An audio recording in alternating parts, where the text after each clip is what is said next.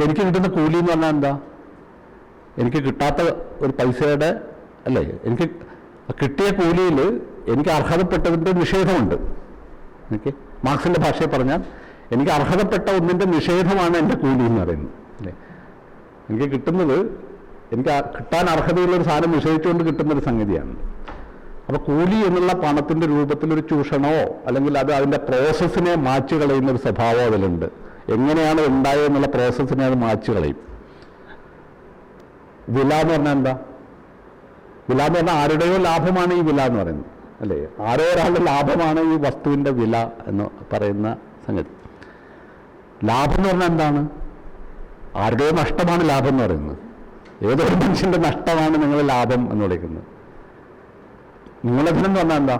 അത് നമ്മൾ നേരത്തെ പറഞ്ഞൊരു കാര്യമാണ്. മൂലധനം എന്ന് പറഞ്ഞാൽ ഈ ചൂഷണത്തിലൂടെ മാത്രം, ലേബർ പവർ അളന്നു മുറിച്ച് വിൽക്കുന്നതിലൂടെ കിട്ടുന്ന പൈസയിൽ നിന്ന് മാത്രമാണ് മൂലധനം എന്ന് പറയുന്നത്.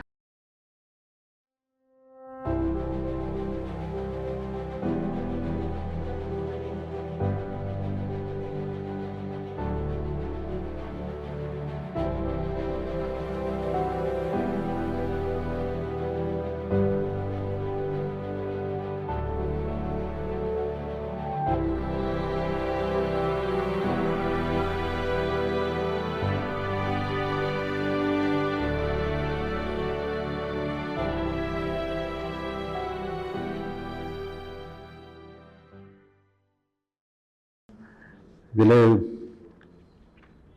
ഒരുപക്ഷെ ഏറ്റവും പ്രധാനപ്പെട്ടത് എന്ന് കരുതപ്പെടുന്ന മാർക്സിൻ്റെ ജസ്റ്റ് ക്യാപിറ്റലാണ് നമ്മൾ വായിക്കാൻ എടുക്കുന്നത്.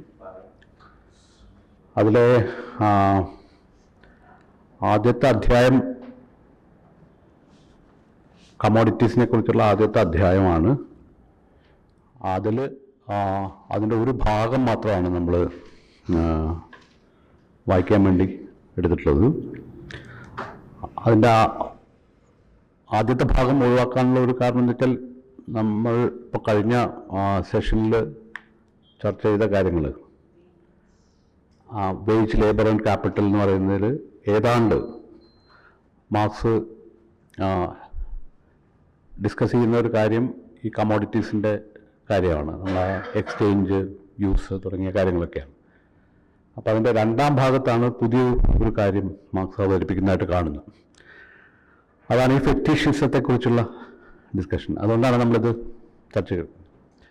ഒരുപക്ഷെ ജസ്റ്റ് ക്യാപിറ്റലിൻ്റെ ഒന്നാമത്തെ പുസ്തകം, ബുക്ക് 1 ഏറ്റവും പ്രധാനപ്പെട്ട ഒരു ഭാഗമായിട്ട് കരുതപ്പെടുന്ന ഒന്നാണ് ഇത്. വായിക്കാനുള്ള ചെറിയ ഒരു പ്രയാസം അതിനുണ്ട്. അതുകൊണ്ട് അത് വായിക്കാൻ അതിലെ ഏറ്റവും പ്രധാനപ്പെട്ട ചില പോയിന്റ്സ് ഞാൻ ആദ്യം സാധാരണ ചെയ്യുന്ന പോലെ അത് പറയാം. അതിനുശേഷം കുറച്ച് കാര്യങ്ങൾ പറയാമെന്ന് വിചാരിക്കുന്നത്.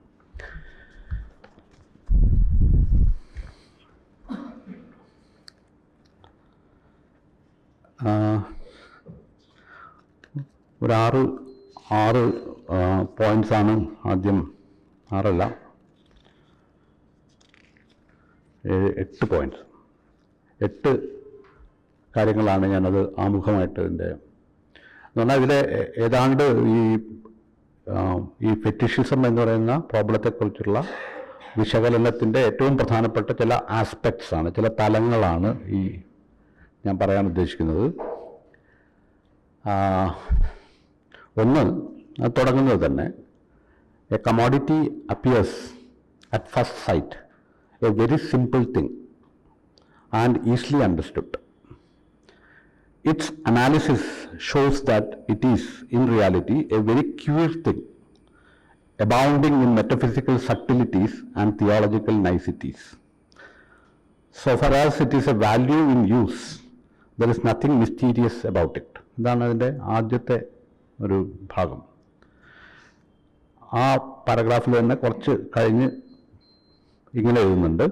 But as soon as it steps forth as a commodity, it is changed in to something transcendent. It not only stands with its feet. Sorry, ഇത് ഈ പറയുന്ന ഭാഗം ഒരു ടേബിളിൻ്റെ ഉദാഹരണം വെച്ചിട്ടാണ് ഇത് പറയുന്നത്. ഒരു ടേബിളിനെ പറ്റി പറയുന്ന, ഒരു ടേബിൾ എന്ന് പറയുന്ന നിങ്ങളുടെ മുമ്പിലുള്ള ടേബിളിനെ പറ്റി പറയുകയാണ്. അവിടെയാണ് പറയുന്നത് it not only stands with its feet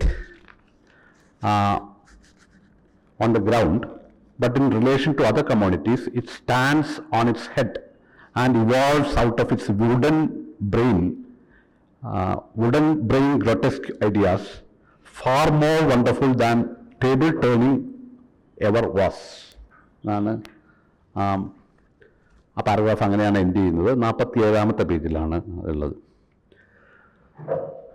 ഒരുപക്ഷെ ഫെറ്റിഷിസം എന്താണെന്നുള്ളതിൻ്റെ ആദ്യത്തെ ഒരു ഫെറ്റിഷിസത്തെ പറ്റി മാർക്സ് മറ്റു കൃതികളിൽ അങ്ങനെ പറഞ്ഞു കാണുന്നില്ല. ക്യാപിറ്റലിലാണ് അത്. ഇപ്പം വേജ് ലേബർ ആൻഡ് ക്യാപിറ്റലോ അല്ലെങ്കിൽ ക്യാപിറ്റലിന് തൊട്ട് മുമ്പും ഒക്കെ ക്യാപിറ്റലിലെ പല ആശയങ്ങളും ചർച്ച ചെയ്തിട്ടുള്ള കൃതികളുണ്ട് പലതും. പക്ഷേ ഈ ഫെറ്റിഷിസം എന്ന് പറയുന്നത് ഈ ക്യാപിറ്റലിൽ മാത്രമാണ് ഒരു തിയറി എന്നുള്ള രീതിയിൽ തന്നെ അവതരിപ്പിക്കുകയാണ്. ഒരു പുതിയ ടേം, ഒരു പുതിയ തിയറി ആയിട്ട് തന്നെ അവതരിപ്പിക്കുകയാണ് ചെയ്യുന്നത്. രണ്ടാമത്തെ point, whence then arises the enigmatical character of the product of labor, so soon as it assumes the form of commodities.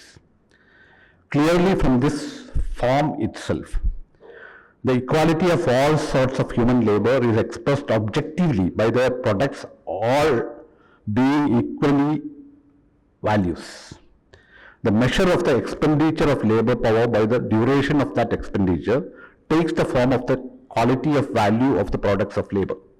And finally, the mutual relations of the producers within which the social character of their labor affirms itself take the form of a social relation between the products.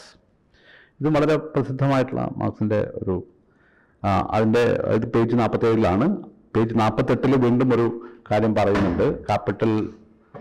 Capitalist ഒരു സമൂഹത്തിൽ സംഭവിക്കുന്ന ഒരു കാര്യമായിട്ട് Marx പറയുന്നു, material relations between persons and social relations between things. ഇതാണ് സംഭവിക്കുന്നത് എന്ന് പറയുന്നത്. ഇതിൻ്റെ തുടർച്ചയായിട്ട് വായിക്കാം. ഇപ്പം ഞാൻ പറഞ്ഞത് നേരത്തെ വായിച്ച പാരഗ്രാഫ് ഉള്ളത് 47-ാമത്തെ പേജിലാണ് നമ്മൾ തന്ന ഡോക്യുമെൻറ്റിൽ. മനുഷ്യർ തമ്മിലുള്ള ബന്ധം മെറ്റീരിയൽ ആയിട്ടുള്ള ബന്ധമായി മാറുകയും വസ്തുക്കൾ തമ്മിലുള്ള ബന്ധം സാമൂഹ്യമായ ബന്ധമായി മാറുകയും ചെയ്യുന്നു എന്നാണ് മാർക്സ് പറയുന്ന ഒരാശയം. അതിൽ മൂന്നാമത്തെ point, there it is a definite social relation between men, in their eyes the fantastic form of relation between things. In order therefore to find an analogy, we have recourse to the mist enveloped regions of the religious world. In that world, the products of the human brain appear as independent beings, endowed with life and entering into relation both with one another and the human race. So it is in the world of commodities with the products of men's hands.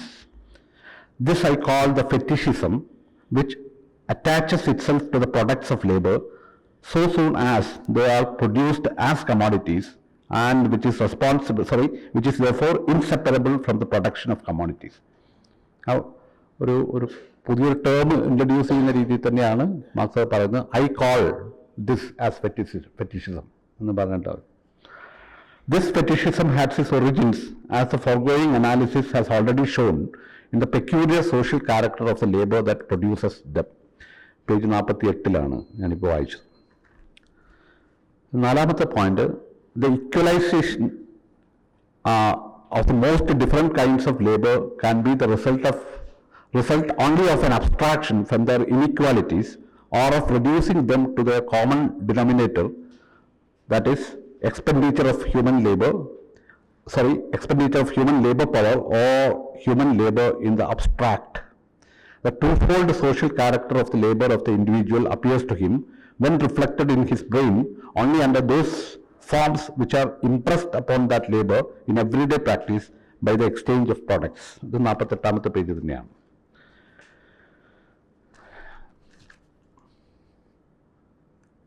ഈ അഞ്ചാമത്തെ, hence when we bring the product of our labor into relation with each other as values, it is not because we see in these articles the material receptacles of homogeneous human labor, Quite the contrary, whenever by an exchange we equate as values our different products, by that very act we also equate as human labor the different kinds of labor expended upon them. We are not aware of this, nevertheless we do it. Value, therefore, does not talk about with a label describing what it is. It is value rather that converts every product into a social hieroglyphic. Later on, we try to decipher the hieroglyphic to get behind the secret of our own social products. For to stamp an object of utility as value is just as much a social product as language. ഇതും 48-49 പേജിലായിട്ട് കിടക്കും. 48 പേജിൻ്റെ അവസാനം തുടങ്ങുകയും 49ാമത്തെ പേജിൽ തീരുകയും ചെയ്യുന്ന ഒരു ഭാഗമാണ് ഞാൻ വായിച്ചു. ആറാമത്തത്, the categories of bourgeois economy consists of such forms. They are forms of thought expressing with social validity the conditions and relations of a definite historically determined mode of production, that is the production of commodities. The whole mystery of commodities, കുറച്ച് കഴിഞ്ഞിട്ട് ദീർഘമായ ഒരു പാരഗ്രാഫാണ്, vanishes. The whole mystery of commodities vanishes, therefore, as soon as we come to other forms of production. അവിടെയാണ് Robinson ക്രൂസോൻ്റെ, Daniel ഡെഫോൻ്റെ Robinson Crusoe എന്ന് പറയുന്ന നോവലിനെ സൂചിപ്പിച്ചുകൊണ്ട് marks ചില കാര്യങ്ങൾ പറയുന്നത് അവിടെയാണ്. അത് ഞാൻ പറയാൻ ശ്രമിക്കാം. ഏഴാമത്തെ point, political economy has indeed analysed, however incompletely, value and its magnitude and has discovered what lies beneath these forms. Political economy എന്ന് പറയുന്നത് ഇവിടെ ക്ലാസിക്കൽ പൊളിറ്റിക്കൽ എക്കോണമി, ഡേവിഡ് റിക്കാർഡോൻ്റെയും ആഡം സ്മിത്തിൻ്റെയും ക്ലാസിക്കൽ പൊളിറ്റിക്കൽ എക്കോണമിയെ പറ്റിയാണ് മാർക്സ് പറയുന്നത്. But it has never once asked the question why labor is represented by the value of its product and labor time by the magnitude of that value. These formulae, which bear it stamped upon them in the unmistakable letters that they belong to a state of society in which the process of production has the mastery over man. Instead of being controlled by him, such formulae appear to the bourgeois intellect to be much a self-evident necessity imposed by nature. എട്ടാമത്തെ point, 7 ഞാൻ നേരത്തെ പറഞ്ഞത്. എട്ടാമത്തെ point, അവസാനത്തെ, ഇപ്പം ഞാൻ വായിച്ചത് 52ാമത്തെ പേജിലാണ് ഇപ്പം ഞാൻ വായിച്ച ഭാഗമുള്ളത്.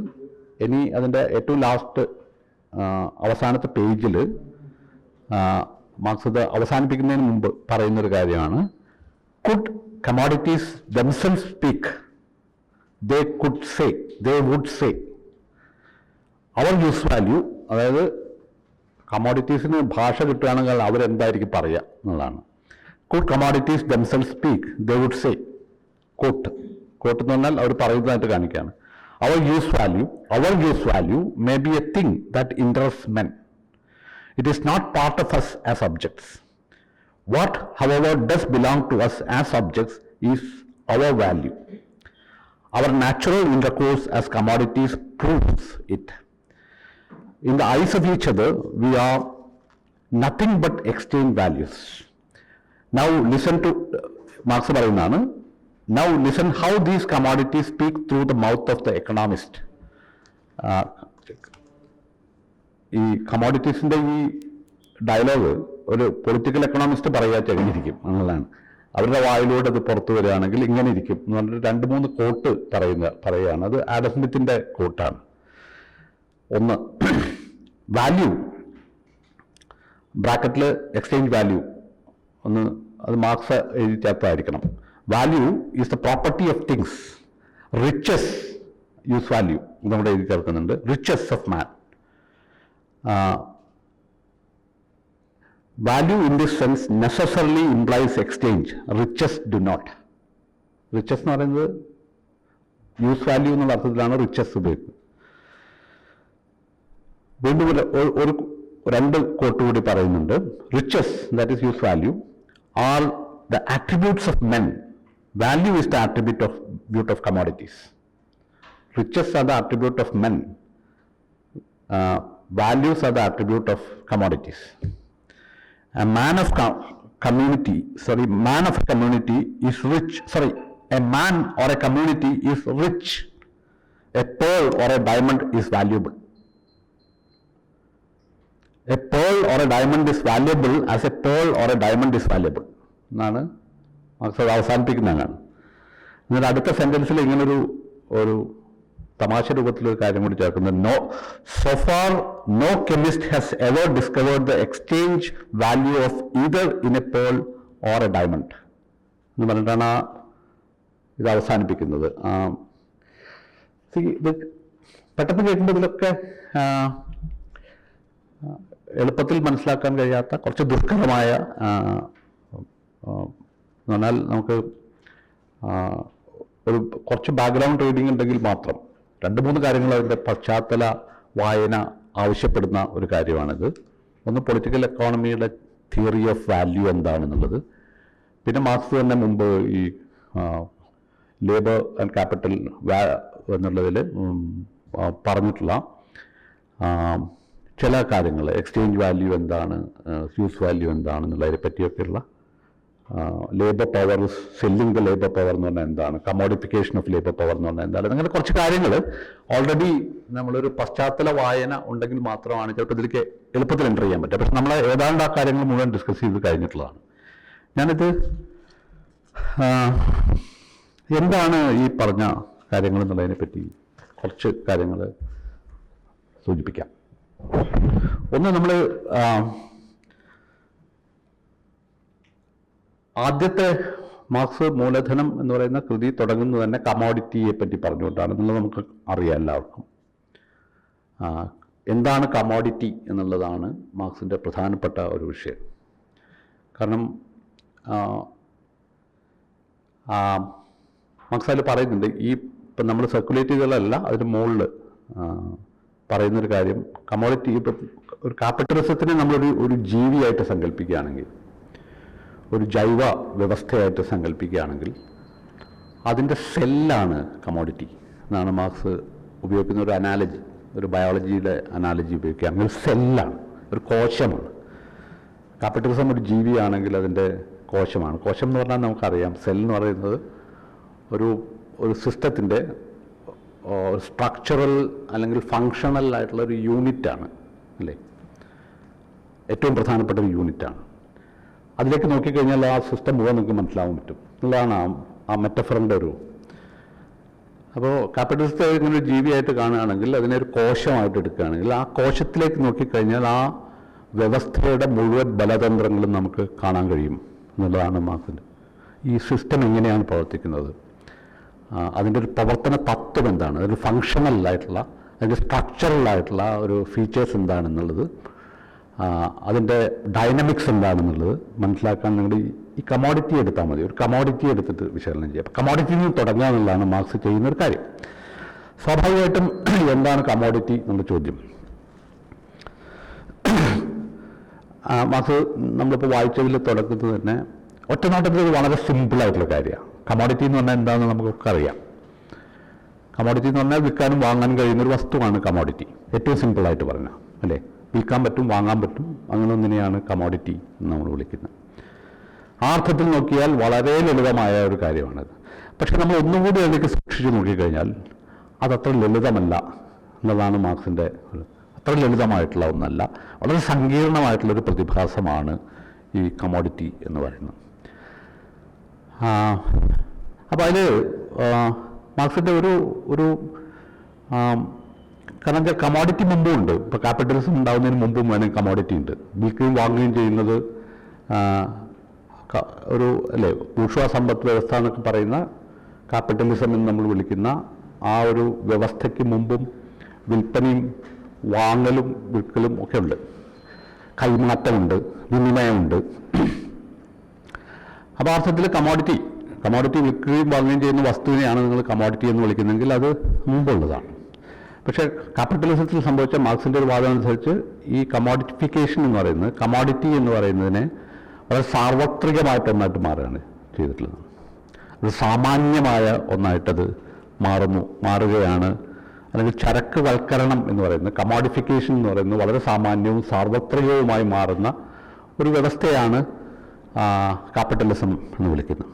അവിടെ സംഭവിച്ചൊരു കാര്യം എന്ന് പറയുന്നത് വിനിമയം നടക്കുന്നു എന്ന് മാത്രമല്ല, വസ്തുക്കൾ വിനിമയം ചെയ്യപ്പെടുന്നു എന്ന് മാത്രമല്ല, വിനിമയം ചെയ്യാൻ വേണ്ടിയാണ് നിങ്ങൾ ഉത്പാദിപ്പിക്കുന്നത്. മനുഷ്യർ വസ്തുക്കൾ ഉണ്ടാക്കുന്നത് തന്നെ വിനിമയത്തിന് വേണ്ടിയാണ്.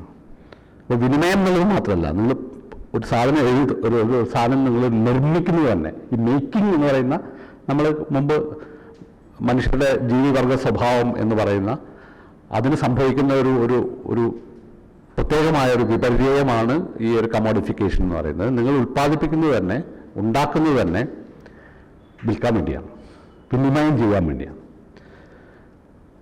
രണ്ടാമത്തെ കാര്യം, ഈ വിനിമയം ചെയ്തുകൊണ്ട് മാത്രം ക്യാപിറ്റലിസത്തിൻ്റെ ഉള്ളിൽ നിങ്ങൾ കമോഡിറ്റി എന്ന് വിളിക്കുന്നതിൻ്റെ ഒരു സ്വഭാവം, അത് വിനിമയം ചെയ്യപ്പെടുന്നു എന്നുള്ളത് മാത്രമല്ല, അതിനൊരു വിനിമയ മൂല്യം ഉണ്ടാവുന്നു, ഒരു പ്രത്യേക മൂല്യം അതിനുണ്ടാവുന്നു എന്നുള്ളതാണ് മാർക്സ് പറയുന്നൊരു കാര്യം.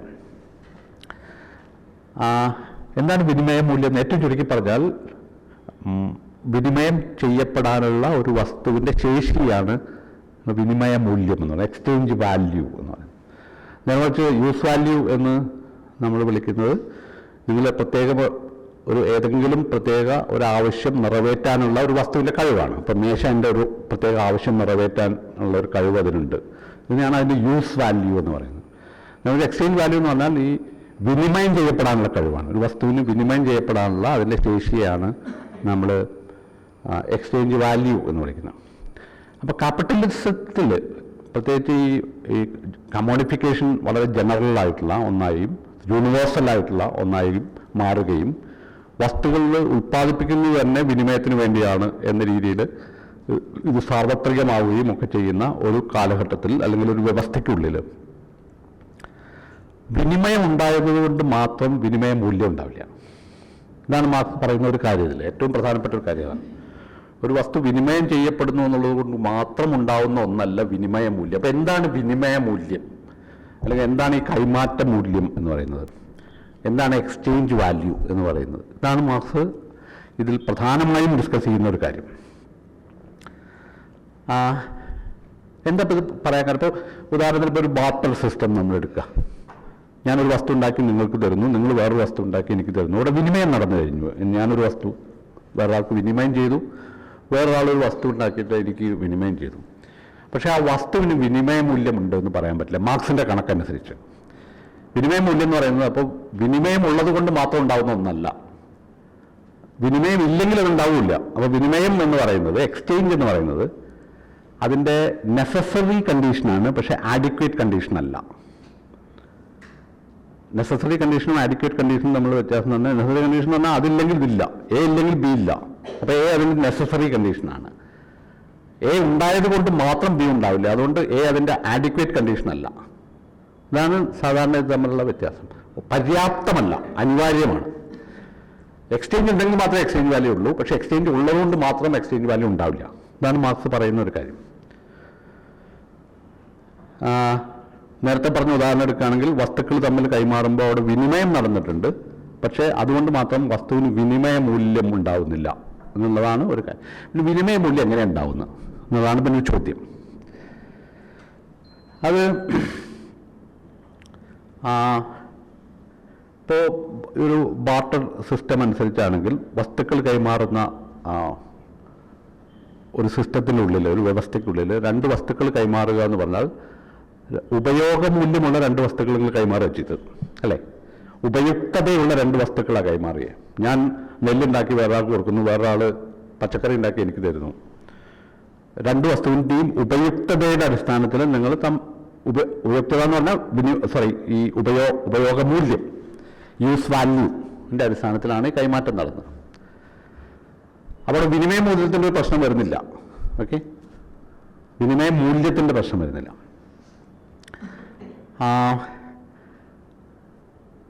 ഇപ്പോൾ രണ്ട് ഉൽപ്പന്നത്തിലും, ഇപ്പം ഞാൻ കൊടുത്ത ഉൽപ്പന്നത്തിലും ഞാൻ വാങ്ങിയ ഉൽപ്പന്നത്തിലും ഉപയുക്തതയുള്ള ഒന്നാണ്, ഉപയോഗമൂല്യമുള്ള കാര്യം.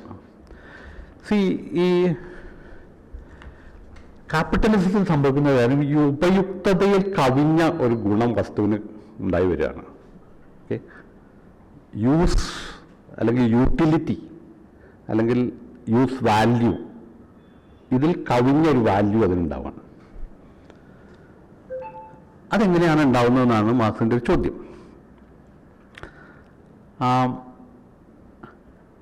വേണമെങ്കിൽ ഒരു എക്സസ് ആണത്, ഒരു ആധിക്യമാണ്, അതിലുള്ളത് അല്ല. ഓക്കെ, അപ്പം നിങ്ങളുടെ മുമ്പിലുള്ള വസ്തുവിന് ഉള്ളതിൽ കവിഞ്ഞ എന്തോ ഉണ്ട് എന്നാണ് ഈ പറഞ്ഞിട്ടുണ്ടായത് അല്ലേ. ഉള്ളതിൽ കവിഞ്ഞ, ഉള്ളതിൽ അധികമായ എന്തോ ഒന്ന് നിങ്ങളുടെ മുമ്പിലുണ്ട്. ഈ വസ്തു, നിങ്ങളുടെ മുമ്പിലുള്ള പ്രൊഡക്റ്റ്, കമോഡിറ്റി, ഈ കസേര ആയിക്കോട്ടെ, മേശ ആയിക്കോട്ടെ, അതിൽ ഓക്കെ, അതിലെന്താണോ അടങ്ങിയിരിക്കുന്നത് അതിന് പുറമെ മറ്റെന്തോ അതിലുണ്ട്. ഓക്കെ, ഒരു ആധിക്യം, ഒരു എക്സസ് അതിനുണ്ട് എന്നുള്ളതാണ്. അപ്പം എന്താണ് പറഞ്ഞത്? അപ്പോൾ ഒരു വസ്തുവിനെ നിങ്ങൾ a product is to be understood not in terms of what it has got. അതിലെന്താണോ അടങ്ങിയിരിക്കുന്നത് അത് വെച്ച് മാത്രം അതിനെ കാണാൻ പറ്റില്ല. ഓക്കെ, ക്ലിയർ ആണോ പറഞ്ഞത്? ഒരു വസ്തുവിൽ അതിലെന്താണോ അടങ്ങിയിരിക്കുന്നത്, ഉപയുക്തതയാണോ അതിലടങ്ങിയിട്ടുള്ളത്. ഇത് ഇരിക്കാൻ പറ്റുന്നൊരു സാധനമാണിത് അല്ലേ. മേശ, കസേര എന്ന് പറഞ്ഞാൽ നിങ്ങൾക്ക് ഇരിക്കാൻ പറ്റുന്നൊരു സംഗതിയാണ്.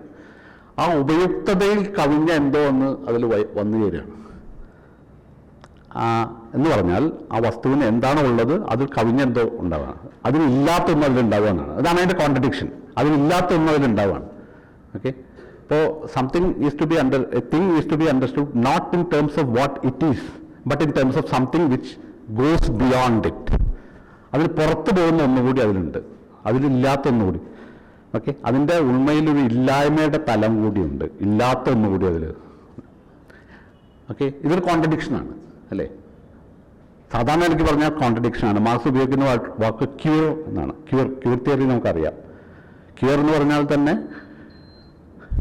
ഒരു ബൈനറിയിൽ പെടാത്തതെന്നാണ്. ഒന്നുകിൽ ഉണ്ട് അല്ലെങ്കിൽ ഇല്ല. ഈ ഉണ്ട് ഇല്ല എന്നുള്ള ഒരു ബൈനറിയിൽ പെടാതെ നിൽക്കുന്നതിനെയാണ് നമ്മൾ ക്യൂർ എന്നുള്ള വാക്ക് ഇപ്പോൾ ഉപയോഗിക്കുന്നത്.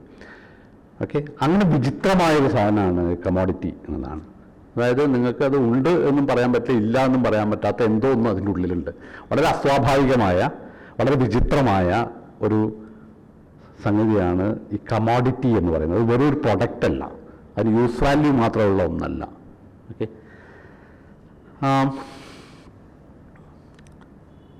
ഈ വൈരുദ്ധ്യത്തിൻ്റെ, ഓക്കെ, അല്ലെങ്കിൽ ഈ അസംബന്ധത്തിൻ്റെ ഒരു അബ്സർഡിറ്റിയാണ്. ഓക്കെ, അതിൻ്റെ പേരാണ് സത്യത്തിൽ മാർക്സ് വിളിക്കുന്ന ഫെറ്റിഷിസം. Fetishism of commodities. കമോഡിറ്റീസിൽ ഒരു ഫെറ്റിഷിസം ഉണ്ട് എന്ന് മാർക്സ് ഉപയോഗിക്കുന്നത്. ഫെറ്റിഷിസം എന്താണെന്നുള്ളതിലേക്ക് ഞാൻ വരാം.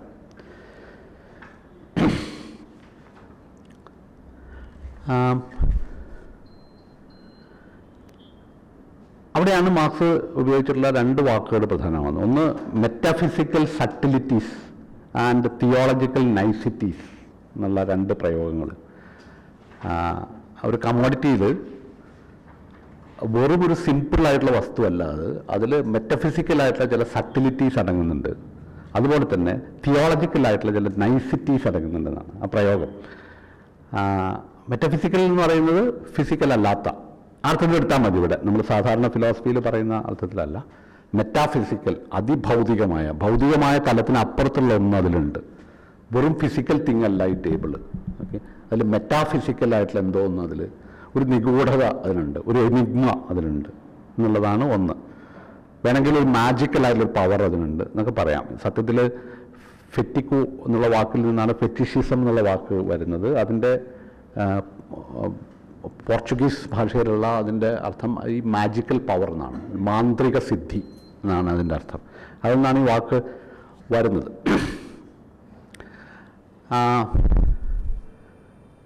അപ്പം നിങ്ങളുടെ മുമ്പിലുള്ള, നിങ്ങൾ കമോഡിറ്റി എന്ന് വിളിക്കുന്ന ഈ വസ്തുവിൽ അത് വെറും ഭൗതികമായൊരു വസ്തു മാത്രമല്ല, ചില അതിഭൗതികമായ ചില സട്ടിലിറ്റീസ്, ചില സൂക്ഷ്മതകൾ, ചില സൂക്ഷ്മമായ ചില തലങ്ങൾ അതിൽ ഉണ്ട്. മറ്റൊന്ന് തിയോളജിക്കൽ നൈസിറ്റീസ് എന്നാണ്. ഓക്കെ, നമ്മളിപ്പം വസ്തുക്കളിലൊക്കെ ദൈവം കുടികൊള്ളുന്നുണ്ട് എന്ന് പറയുമ്പോൾ അതൊരു ദൈവശാസ്ത്രപരമായ ഒരു സ്റ്റേറ്റ്മെൻറ്റാണ് അല്ലേ. തൂണിനും തുരുമ്പിലും ഒക്കെ ദൈവം ഉണ്ടെന്ന് പറയുന്നത് പോലെ ഈ വസ്തുവിലും ഒരു നിഗൂഢമായൊരു പവർ അതിൽ ഉൾക്കൊള്ളുന്നുണ്ട്. ഇതാണ് തിയോളജിക്കൽ നൈസിറ്റീസ് എന്നുള്ള വാക്ക് ഉപയോഗിക്കുന്നത്. അത് വെറും ഒരു വസ്തുവായിട്ടല്ല കാണേണ്ടത്, ഒരു ദിവ്യം എന്ന് പറഞ്ഞാൽ മാർക്സ് ലിറ്ററൽ സെൻസിലല്ല ഉപയോഗിക്കുന്നത്, നമുക്കറിയാതെ ഒരു അതിഭൗതികമായ അഭൗതികമായ ഒരു മാന്ത്രിക സിദ്ധി അടങ്ങിയിട്ടുള്ള ഒന്നായിട്ടാണ് ഈ വസ്തുവിനെ കാണേണ്ടത് എന്നാണ് മാർക്സ് പറയുന്നത്. അതായത് ഇല്ലാത്ത ഒരു തലം സ്വാഭാവികമായി തന്നെ അതിലുണ്ട്, അല്ലേ? അതിൽ വാസ്തവത്തിൽ ഇല്ലാത്തൊരു തലം അതിലുണ്ട്. അപ്പോൾ ഉണ്ട് ഇല്ല എന്നുള്ള ആ ലോജിക്ക്, ആ ബൈനറി ലോജിക്കിനെ സമ്മർദ്ദത്തിലാക്കുന്ന ഒരു യുക്തിയാണ് കമോഡിറ്റിയിലുള്ളത്. അങ്ങനെയാണ് ആ വസ്തു പെരുമാറുന്നത് ആണ്. ഓക്കെ, ഒരു വസ്തു പെരുമാറുന്നത്, അതിൻ്റെ ഒരു ബിഹേവിയർ എന്ന് പറയുന്നത്, നമ്മുടെ ജീവിതത്തിൽ ആ വസ്തു പെരുമാറുന്നത് ഇങ്ങനെ എന്തോ ഒരു മാന്ത്രിക സിദ്ധി അടങ്ങിയ ഒരു വസ്തുവിനെ പോലെയാണ് എന്നുള്ളതാണ് മാർക്സിൻ്റെ വാദം. അതിനെയാണ് ഫെറ്റിഷിസം ഓഫ് കമോഡിറ്റീസ് എന്ന് പറയുന്നത്.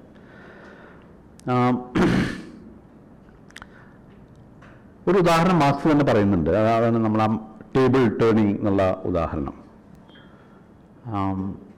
ഇപ്പം രണ്ടർത്ഥം, അതായത് ഇപ്പം ഫെറ്റിഷിസം എന്നുള്ള വാക്കിന് ഒന്ന് ഫെറ്റിക്കോ എന്നുള്ള പോർച്ചുഗീസ് ഭാഷയിൽ നിന്ന് വരുന്ന വാക്കാണത്. പോർച്ചുഗീസ് ഭാഷയിൽ നിന്നാണ് മാർക്സ് അത് ഉപയോഗിക്കുന്നത്, ജർമ്മൻ വാക്ക് ഉപയോഗിക്കുന്നത്.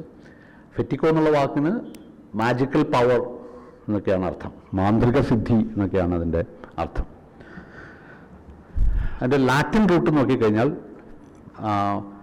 ഫെക്ടീഷ്യസ് എന്നുള്ളതാണ്. ഫെക്ടീഷ്യസ് എന്നുള്ള വാക്കിൻ്റെ ലാറ്റിൻ നോക്കിക്കഴിഞ്ഞാൽ നിർമ്മിക്കപ്പെട്ടത്, മെയ്ഡ് എന്നുള്ള അർത്ഥമാണ്. ആർട്ടിഫിഷ്യൽ എന്നുള്ളതും മെയ്ഡ് എന്നൊക്കെ പറയുന്ന അർത്ഥമാണ്. ഓക്കെ, കൃത്രിമമായി നിർമ്മിക്കപ്പെട്ടത്. അപ്പോൾ വേണമെങ്കിൽ നോക്കിക്കഴിഞ്ഞാൽ കൃത്രിമമായി നിർമ്മിക്കപ്പെട്ടത് എന്ന് പറഞ്ഞാൽ എന്താ? ഒരു ആർട്ടിഫാക്റ്റ്, അല്ലേ? മനുഷ്യരുണ്ടാക്കിയ സംഗതി. ഇപ്പോൾ ഒരു മരത്തിൽ നിന്ന് ഒരു കസേര ഉണ്ടാക്കുകയാണ്, മേക്കിംഗ് ആണത്. ഹ്യൂമനൈസിങ് നേച്ചർ എന്ന മാർക്സ് മുമ്പ് വിളിച്ചിട്ടുള്ളത്. ഒരു പ്രകൃതിയിലെ ഒരു മരം ഞാൻ ഒരു ഹ്യൂമൻ ഒബ്ജക്റ്റായിട്ട് മാറ്റുമ്പോൾ അതിന് ഞാനൊരു ഹ്യൂമൻ ഡയമെൻഷൻ കൊടുക്കുകയാണ്, ഒരു മനുഷ്യഭാവം വസ്തുവിന് കൊടുക്കുകയാണ്. ഓക്കെ, അതാണ് ഈ കസേര, അല്ലേ? അപ്പോൾ കസേര വെറും ഒരു മരമല്ല. ഓക്കെ, വെറും മരം എന്നുള്ള കവിഞ്ഞ ഒന്ന് അതിലുണ്ട്. അപ്പോൾ അർത്ഥത്തിൽ നോക്കിയാലോ ആർട്ടിഫാക്റ്റിനുള്ളതും ഈ സ്വഭാവം തന്നെയാണ്. അതിലെന്താണോ മെറ്റീരിയലി അതിലെന്താണോ ഉള്ളത് അതല്ലാത്തൊരു തലം അതിന് കൈവരികയാണ് ചെയ്യുന്നത്. ഈ രണ്ടർത്ഥത്തിലുമാണ് ഫെറ്റിഷ് എന്നുള്ള വാക്ക് ഫെറ്റിക്കോ എന്നുള്ള വാക്കിൽ നിന്നും ഒക്കെ ഡിറൈവ് ചെയ്യുന്നു. ഒന്ന് ആർട്ടിഫാക്റ്റ് എന്നുള്ള അർത്ഥമുണ്ട് അതിന്, മറ്റൊന്ന് മാജിക്കൽ പവർ എന്നുള്ള അർത്ഥമുണ്ട്. ഇനി നമ്മളിപ്പോൾ നേരത്തെ പറഞ്ഞ ഈ അസംബന്ധം എന്താണ് നമുക്ക് നോക്കാം. മാർക്സ് തന്നെ പറയുന്ന ഒരു വളരെ രസകരമായ കൗതുകകരമായ ഒരു ഉദാഹരണം, നിങ്ങളുടെ മുമ്പിൽ നിങ്ങളുണ്ടാക്കിയ ഒരു കസേര ഉണ്ട് എന്ന് സങ്കല്പിക്കുക. ഈ ചെയറിൻ്റെ ഉദാഹരണം മാർക്സ് തന്നെ പറയുന്നു. ചെയറല്ല, ടേബിളാണ്, അല്ലേ? ടേബിളാണ്. ഓക്കെ, ഒരു മേശ നിങ്ങളുടെ മുമ്പിലുണ്ട്. ഈ മേശ നിങ്ങളുടെ പ്രൊഡക്റ്റാണ്, നിങ്ങൾ ഉണ്ടാക്കിയതാണ്. ഓക്കെ, നിങ്ങൾക്ക് ഉപയോഗിക്കാൻ വേണ്ടി നിങ്ങൾ ഉണ്ടാക്കിയ ഒരു മേശയാണ്, അല്ലെങ്കിൽ ഉപയോഗമൂല്യമുള്ളൊരു വസ്തുവാണ്, അല്ലേ? അത് പൂർണ്ണമായും നിങ്ങളുടെ നിയന്ത്രണത്തിലാണ്.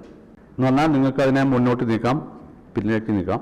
ഓക്കെ, എങ്ങോട്ട് വേണമെങ്കിൽ മാറ്റിയിടാം. അപ്പോൾ ഈ മേശ ഞാൻ എങ്ങോട്ട് മാറ്റിയിട്ട പോലെ മാറ്റിയിടാം. നിങ്ങളുടെ നിയന്ത്രണത്തിലുള്ളൊരു വസ്തുവാണ്. ഒന്ന് ഇമാജിൻ ചെയ്യുക, ഒരു പ്രത്യേക ഘട്ടത്തിൽ ഈ മേശ സ്വയം ചലിക്കുകയെന്ന് വിചാരിക്കുക. ഓക്കെ, ടേബിൾ ടേണിംഗ് എന്നുള്ളൊരു ഉദാഹരണമാണ് അതിൽ പറയുന്നത്. പെട്ടെന്ന് ഒരു ടേബിൾ ഡാൻസിങ് എന്നൊക്കെ പറയുന്നത്, പെട്ടെന്ന് ഈ മേശ, ഇപ്പോൾ ഓജോ ബോർഡിൻ്റെ ഉദാഹരണമാണ് എടുക്കാം. ഓജോ ബോർഡിൽ നിങ്ങൾ ഒരു കോയിൻ ഇങ്ങനെ കൈകൊണ്ട് നീക്കുന്നു. ഒരു ഘട്ടത്തിൽ ഈ കോയിൻ നിങ്ങളുടെ കയ്യിനെ നീക്കുന്നു. ഇതാണല്ലോ ഇതിൽ സംഭവിക്കുക എന്ന് പറയുന്നത്, അല്ലേ? ഓജോ ബോർഡിൽ സംഭവിക്കുന്ന ഒരു കാര്യമാണ്. ഒരു പ്രത്യേക മൊമെൻറ്റിൽ നിങ്ങളുടെ കൈ അല്ലാതെ നീക്കുന്നത്, കർത്തൃത്വം നിങ്ങളുടെ കയ്യിനല്ല, കർത്തൃത്വം ഈ വസ്തുവിനാണ്. ഓക്കെ, അത് നിങ്ങളുടെ കയ്യിലും വെച്ച് പോവുകയാണ്. സത്യത്തിൽ ടേബിൾ ടേണിംഗ് എന്ന് പറഞ്ഞാൽ അതാണ്, മാർക്സ് ഉപയോഗിക്കുന്ന വാക്കതാണ്. ടേബിൾ നിങ്ങൾ നീക്കുന്നൊരു വസ്തു പെട്ടെന്ന് സ്വയം ചലിക്കാൻ കഴിയുന്നൊരു വസ്തുവായിട്ട് മാറുക എന്നായിരിക്കാം. അപ്പം നമ്മൾ എന്താ പറയുക, അതിനൊരു മാന്ത്രിക സിദ്ധിയുണ്ട്, അല്ലെങ്കിൽ ദൈവികമായ എന്തോന്നും അതിൽ കുടികൊള്ളുന്നുണ്ടെന്ന്. അതായത് മനുഷ്യർക്കല്ലാതെ മറ്റൊന്നിന് കർത്തൃത്വമുണ്ട് എന്ന് പറയുമ്പോൾ നമ്മൾക്ക് തോന്നുന്ന തോന്നലാണ് ഈ മാന്ത്രിക സിദ്ധി എന്ന് പറയുന്നത്. എനിക്കല്ല കർത്തൃത്വം, ഓക്കെ, ഏജൻസി വസ്തുവിന് ഉണ്ടാവുക. ക്യാപിറ്റലിസം സംഭവിക്കുന്നത് ഇതാണെന്നാണ് മാർക്സിന്റെ വാദം. ആ വാചകം നിങ്ങൾ വേണമെങ്കിൽ ഒന്നുകൂടി വായിച്ചു നോക്കൂ. മൂവ് ചെയ്യുന്ന വസ്തു പെട്ടെന്ന് സ്വയം മൂവ് ചെയ്യുന്നതായിട്ട് മാറുകയും, ഓക്കെ, മാത്രമല്ല അത് നിങ്ങളുടെ കയ്യിനെ വഹിച്ചുകൊണ്ട് പോവാണ്, അതിന് ഏജൻസി ഉണ്ടാവുന്നു. ഓക്കെ, നീക്കുന്നത് നിങ്ങളല്ല,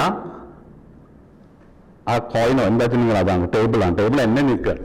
ഓക്കെ, അത് തിരിച്ച് എന്നെ നിയന്ത്രിക്കുകയാണ്, എൻ്റെ നിയന്ത്രണത്തിലുള്ളൊരു വസ്തുവിൻ്റെ നിയന്ത്രണത്തിലായിട്ട് ഞാൻ മാറുകയാണ്. ഓക്കെ, ഇതാണ് അതിൻ്റെ അസംബന്ധം എന്ന് മനസ്സിലാക്കുന്നത്. കമോഡിറ്റി ഇങ്ങനെയാണെന്നാണ് മാർക്സ്. ഇതാണ് അതിൻ്റെ ഫെറ്റിഷിസ്റ്റിക് ആയിട്ടുള്ള സ്വഭാവം. ഇതാണ് മാർക്സിൻ്റെ വളരെ സൂക്ഷ്മമായ ഒരു വിശകലനമാണ് ഇതിലുള്ളത്. അപ്പം ഇവിടെ എന്തുകൊണ്ടാണ് ഈ കമോഡിറ്റി ഇങ്ങനെ സംഭവിക്കുന്നു പറയുന്നത് എന്നുള്ളതിലേക്ക് ഞാൻ വരാം. അവിടെ മാർക്സ് പറയുന്നൊരു കാര്യം ഇതാണ്. അപ്പം മേശ, ആ മൊമെന്റിൽ മേശ പിന്നെ 4 കാലിൽ നിൽക്കുന്നൊരു വസ്തുവല്ല. ആ വാക്ക് നമുക്ക് 4 കാലിൽ ഇങ്ങനെ ഗ്രൗണ്ടിൽ നിൽക്കുന്നൊരു വസ്തുവല്ല, പിന്നെ അത് സ്വയം ചലിക്കുന്ന, അതായത് അതിൻ്റെ ബുദ്ധിയിൽ അത് ചലിക്കുകയാണ്. വുഡൻ ബ്രെയിൻ എന്നാണ് മാർക്സ്, അതിൻ്റെ വുഡൻ ബ്രെയിനിൽ അത് ചലിക്കുകയാണ്. ഓക്കെ, അതിൻ്റെ മരത്തലയും കൊണ്ട് അത് മൂവ് ചെയ്യാണ്, സ്വയം മൂവ് ചെയ്യാണ്. അതിനൊരു ബുദ്ധിയുള്ള പോലെ, അതിന് ഏജൻസി ഉള്ള പോലെ, ഒരു നിങ്ങളുടെ മുമ്പിലുള്ള വസ്തുവിന് ഒരു ഏജൻസി ഉള്ള പോലെ അതിൻ്റെ മരത്തല കൊണ്ട് അത് മൂവ് ചെയ്യുന്നു. നമ്മൾ ഐഡിയോളജിയെ പറ്റിയുള്ള നമ്മുടെ പഴയ പരാമർശം എടുത്തു കഴിഞ്ഞാൽ തലതിരിച്ചിൽ അവിടെ നടക്കുന്നു, അല്ലേ? 4 കാലിൽ നിൽക്കുന്ന മേശ തലകുത്തി നടക്കുന്നു എന്നുള്ള ഒരവസ്ഥയാണ്, വളരെ വിചിത്രമായുള്ളൊരവസ്ഥയാണ് അത്. അപ്പോൾ 4 കാലിൽ നിൽക്കുന്ന മേശ തലകുത്തി സഞ്ചരിക്കുന്ന ഒരവസ്ഥയാണിത്. തലകുത്തി സഞ്ചരിക്കുക എന്ന് പറഞ്ഞാൽ ഇവിടെ സ്വന്തം ഏജൻസിയിൽ പ്രവർത്തിക്കുന്ന ഒന്നായിട്ട് അത് മാറുന്നു, അല്ലേ? ഐഡിയോളജി എന്ന് പറയുന്നത് ഈ തലതിരിച്ചിലാണെങ്കിൽ, ഓക്കെ, തലതിരിച്ചിലിനെയാണ് നമ്മൾ ഐഡിയോളജിക്കൽ ഇൻവേർഷൻ നമ്മൾ പറഞ്ഞ്, മറ്റേ ക്യാമറ ഓബ്സ്ക്യൂറ ഇതിലൊക്കെ പറഞ്ഞ്. ഐഡിയോളജി നിങ്ങളുടെ പ്രശ്നമല്ല, വസ്തുക്കൾ തന്നെ ഐഡിയോളജിക്കലാണ്. കമോഡിറ്റി തന്നെ ഐഡിയോളജിക്കലാണ്. കാരണം അത് സഞ്ചരിക്കുന്നത് ഇങ്ങനെയാണ്, അത് നേരെയല്ല അത് സഞ്ചരിക്കുന്നത്, തലകുത്തിയാണ് സഞ്ചരിക്കുന്നത്. ക്ലിയർ ആണോ ഈ പറഞ്ഞത്? അപ്പോൾ ഐഡിയോളജി എന്ന് പറഞ്ഞാൽ ഈ ഒരു കാഴ്ചയുടെ പ്രശ്നമല്ല, ചിന്തയുടെ പ്രശ്നമല്ല, സങ്കല്പത്തിൻ്റെ പ്രശ്നം മാത്രമല്ല, വസ്തുക്കൾ തന്നെ ഐഡിയോളജിക്കലാണ്. കാരണം ഫെറ്റിഷിസ്റ്റിക് ആണ് വസ്തുക്കൾ. അങ്ങനെ ഫെറ്റിഷിസ്റ്റിക് ആയിട്ടൊരു മാനം വസ്തുക്കൾക്ക് കൈവരുന്ന ഒരു പ്രത്യേക ചരിത്ര മുഹൂർത്തമാണ്, വ്യവസ്ഥയാണ് ക്യാപിറ്റലിസം. ഇതാണ് മാർക്സ് അതിൽ കാണുന്ന ഏറ്റവും വലിയ അസംബന്ധം എന്ന് പറയുന്നത്. അത് മനുഷ്യരെ മനുഷ്യരാക്കുന്ന മേക്കിംഗ് എന്ന് പറയുന്ന വളരെ പ്രധാനപ്പെട്ട ഒരു ആക്ടിൽ സംഭവിക്കുന്ന ഒരു ദുരവസ്ഥയാണ് ഇത് എന്നുള്ളതാണ് മാർക്സിൻ്റെ വാദം. ഒരർത്ഥത്തിൽ പറഞ്ഞാൽ വസ്തുക്കൾക്ക് ഏജൻസി, ഒരു മാന്ത്രിക സിദ്ധി ഉണ്ടാവുക, സ്വയം ചലിക്കാനുള്ള ശേഷി കൈവരിക. സ്വയം ചലിക്കുക എന്ന് പറഞ്ഞാൽ ലിറ്ററലായിട്ട് എടുക്കരുത്, മേശ തന്നെ ചലിക്കുകയല്ല. അപ്പം മേശ ഒരു കമോഡിറ്റി എന്നുള്ള നിലയ്ക്ക് ഈ മേശയുടെ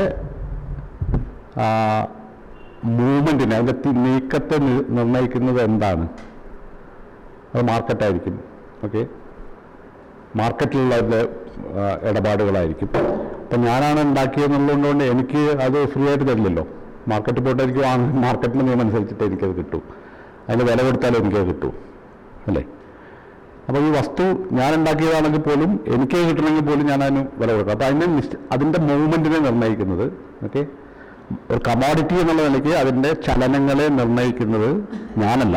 ഓക്കെ, അത് എനിക്ക് പുറത്തുള്ള വസ്തുവിന് തന്നെ ആ ഒരു ചലനശേഷി അതിനുണ്ടാവുകയാണ്. ഒരു കമ്പോള സമ്പദ് വ്യവസ്ഥയുടെ ഉള്ളിൽ അതിനങ്ങനെ സ്വയം ചലനശേഷി ഉണ്ടാവുന്നു എന്നുള്ളതാണ് ഈ പറഞ്ഞതിൻ്റെ അർത്ഥം. അതിന് കർത്തൃത്വം ഉണ്ടാകുന്നു, ഏജൻസി ഉണ്ടാവുന്നു. അപ്പം സംഭവിക്കുന്നത് എന്താണ്? വസ്തുക്കൾ തമ്മിലുള്ള ബന്ധം, ഓക്കെ, അതായത് ഈ നമ്മൾ നേരത്തെ പറഞ്ഞതനുസരിച്ച് കർത്തൃശേഷിയുള്ള വസ്തുക്കൾ തമ്മിലുള്ള ബന്ധം എന്ന് പറഞ്ഞാൽ സാമൂഹ്യമായ ബന്ധമാണ്. മനുഷ്യർ തമ്മിലാണ് സാധാരണ പറയാ സാമൂഹ്യ ബന്ധമുള്ളത് എന്ന് നമ്മൾ പറയാം, അല്ലേ? മനുഷ്യർ തമ്മിലാണ് സാമൂഹ്യ ബന്ധങ്ങളുള്ളത്. പക്ഷേ ഒരു ക്യാപിറ്റലിസത്തിനുള്ളിൽ വസ്തുക്കൾ തമ്മിൽ സാമൂഹ്യ ബന്ധം ഉണ്ടാകുന്നു, മനുഷ്യർ തമ്മിൽ ഭൗതികമായ ബന്ധം ഉണ്ടാകുന്നു. ഓക്കെ, വസ്തുക്കൾക്ക് തമ്മിൽ ശരിക്കും വസ്തുക്കൾക്ക് തമ്മിലുള്ള ബന്ധം ആയിട്ട് മനുഷ്യർ തമ്മിലുള്ള ബന്ധം മാറുകയും മനുഷ്യർ തമ്മിലുള്ള ബന്ധത്തിൻ്റെ സ്വഭാവം വസ്തുക്കൾക്ക് കിട്ടുകയും ചെയ്യുന്നു എന്നുള്ളതാണ് മാർക്സ് അവിടെ ഉപയോഗിക്കുന്ന. അതായത് relation between the objects become social relations and the relation between humans become material relations. ഇപ്പോൾ ഒരു ഉദാഹരണം പറഞ്ഞപ്പോൾ ഞാൻ ഒരു തുണി ഉണ്ടാക്കിയിട്ട് ഒരു ഫാക്ടറിക്ക് കൊടുക്കുന്നതായിരിക്കാം. ആ തുണി കൊണ്ട് വേറൊരാൾ ഒരു വസ്ത്രം ഉണ്ടാക്കുന്നതായിരിക്കാം. ഓക്കെ, അപ്പോൾ ഞാനുണ്ടാക്കിയ തുണിയിൽ എൻ്റെ അധ്വാനമുണ്ട്. മാർക്സിൻ്റെ ഭാഷയിൽ പറഞ്ഞാൽ സോഷ്യലി നെസസറി ലേബർ അതിലുണ്ട്. ഓക്കെ, ആ പ്രൊഡക്റ്റിലുണ്ട്. ആ തുണി കൊണ്ട് വസ്ത്രം ഉണ്ടാക്കുന്ന ആളുടെ ആ പ്രൊഡക്റ്റിലും ഇതേപോലെ തന്നെ അധ്വാനമുണ്ട്. അപ്പം ഞാനും ഒരു പ്രൊഡ്യൂസർ എന്നുള്ള, അല്ലെങ്കിൽ ഞാനും ഒരു പ്രൊഡ്യൂസർ എന്ന് പറയുന്നത് മറ്റേ തമ്മിലുള്ള ബന്ധം ഈ വസ്തുക്കളാൽ മീഡിയേറ്റ് ചെയ്യപ്പെടുന്ന ബന്ധമാണ്, അല്ലേ? ഈ പ്രൊഡക്ട്സിലൂടെ മീഡിയേറ്റ് ചെയ്യപ്പെടുന്നൊരു ബന്ധമാണ് ഞാനും മറ്റൊരാളും തമ്മിലുള്ളത്. അപ്പം എനിക്കും മറ്റൊരാൾക്കും തമ്മിലുള്ള ബന്ധം വസ്തുക്കൾ തമ്മിലുള്ള ബന്ധമായിട്ട് മാറുകയാണ്. വസ്തുക്കൾ തമ്മിലുള്ള ബന്ധം എന്ന് പറയുന്നത് ഒരു സാമൂഹ്യ ബന്ധമായിട്ട് മാറുക, കാരണം അതിന് ഏജൻസിയുള്ള ബന്ധമായിട്ട് മാറുകയാണ്. ഇതാണ് മാർക്സ് ഉപയോഗിക്കുന്ന ഈ ഒരു ഇത്. വസ്തുക്കൾ തമ്മിൽ സാമൂഹ്യ ബന്ധം ഉണ്ടാവുകയും മനുഷ്യർ തമ്മിൽ വസ്തുബന്ധം ഉണ്ടാവുകയും ചെയ്യുന്നു, അല്ല മെറ്റീരിയൽ റിലേഷൻ ഉണ്ടാവുകയും ചെയ്യുന്നു എന്ന് മാർക്സ് പറയുന്നൊരു കാര്യം ഇതാണ്. ഇവിടെ നേരത്തെ നമ്മൾ പറഞ്ഞൊരു കാര്യം, ഐഡിയോളജി എന്ന് ഇതിനെ വിളിക്കാമെങ്കിൽ തലതിരിച്ചിൽ എന്നുള്ളതിനെ, ഇൻവേർഷൻ എന്നുള്ളതിനെ സൂചിപ്പിക്കുന്ന വാക്കായിട്ട് നമ്മൾ ഐഡിയോളജി എന്നുള്ള വാക്ക് നേരത്തെ ഉപയോഗിച്ചു. അങ്ങനെയാണെങ്കിൽ വസ്തുക്കളൊക്കെ ഐഡിയോളജിക്കലാണ് ക്യാപിറ്റലിസ്റ്റ് സിസ്റ്റത്തിൻ്റെ ഉള്ളിൽ. ഓക്കെ, അതൊക്കെ സഞ്ചരിക്കുന്നത് ഇങ്ങനെയാണ്, ഒരു വിചിത്രമായ രീതിയിലാണത്, തലകുത്തിയാണ് അത് നടക്കുന്നത് എന്ന് പറഞ്ഞു. അവിടെ ഒരു അനാലജി മാർക്സ് അതിൽ ഉപയോഗിക്കുന്നത് നിങ്ങൾ ശ്രദ്ധിച്ചോ എനിക്കറിയില്ല, അത് വായിക്കുമ്പോൾ ഒരു ലൈറ്റിൻ്റെ അനാലജി ഉപയോഗിക്കുന്നുണ്ട്. ഇതും വളരെ പ്രധാനമാണെന്ന് തോന്നി എനിക്കത് വായിച്ചപ്പോൾ. ആ ഭാഗം എങ്ങനെയാണ്? In the same way the light from an object is perceived by us not as a subjective excitation of our optic nerve but as the objective form of something outside the eye itself.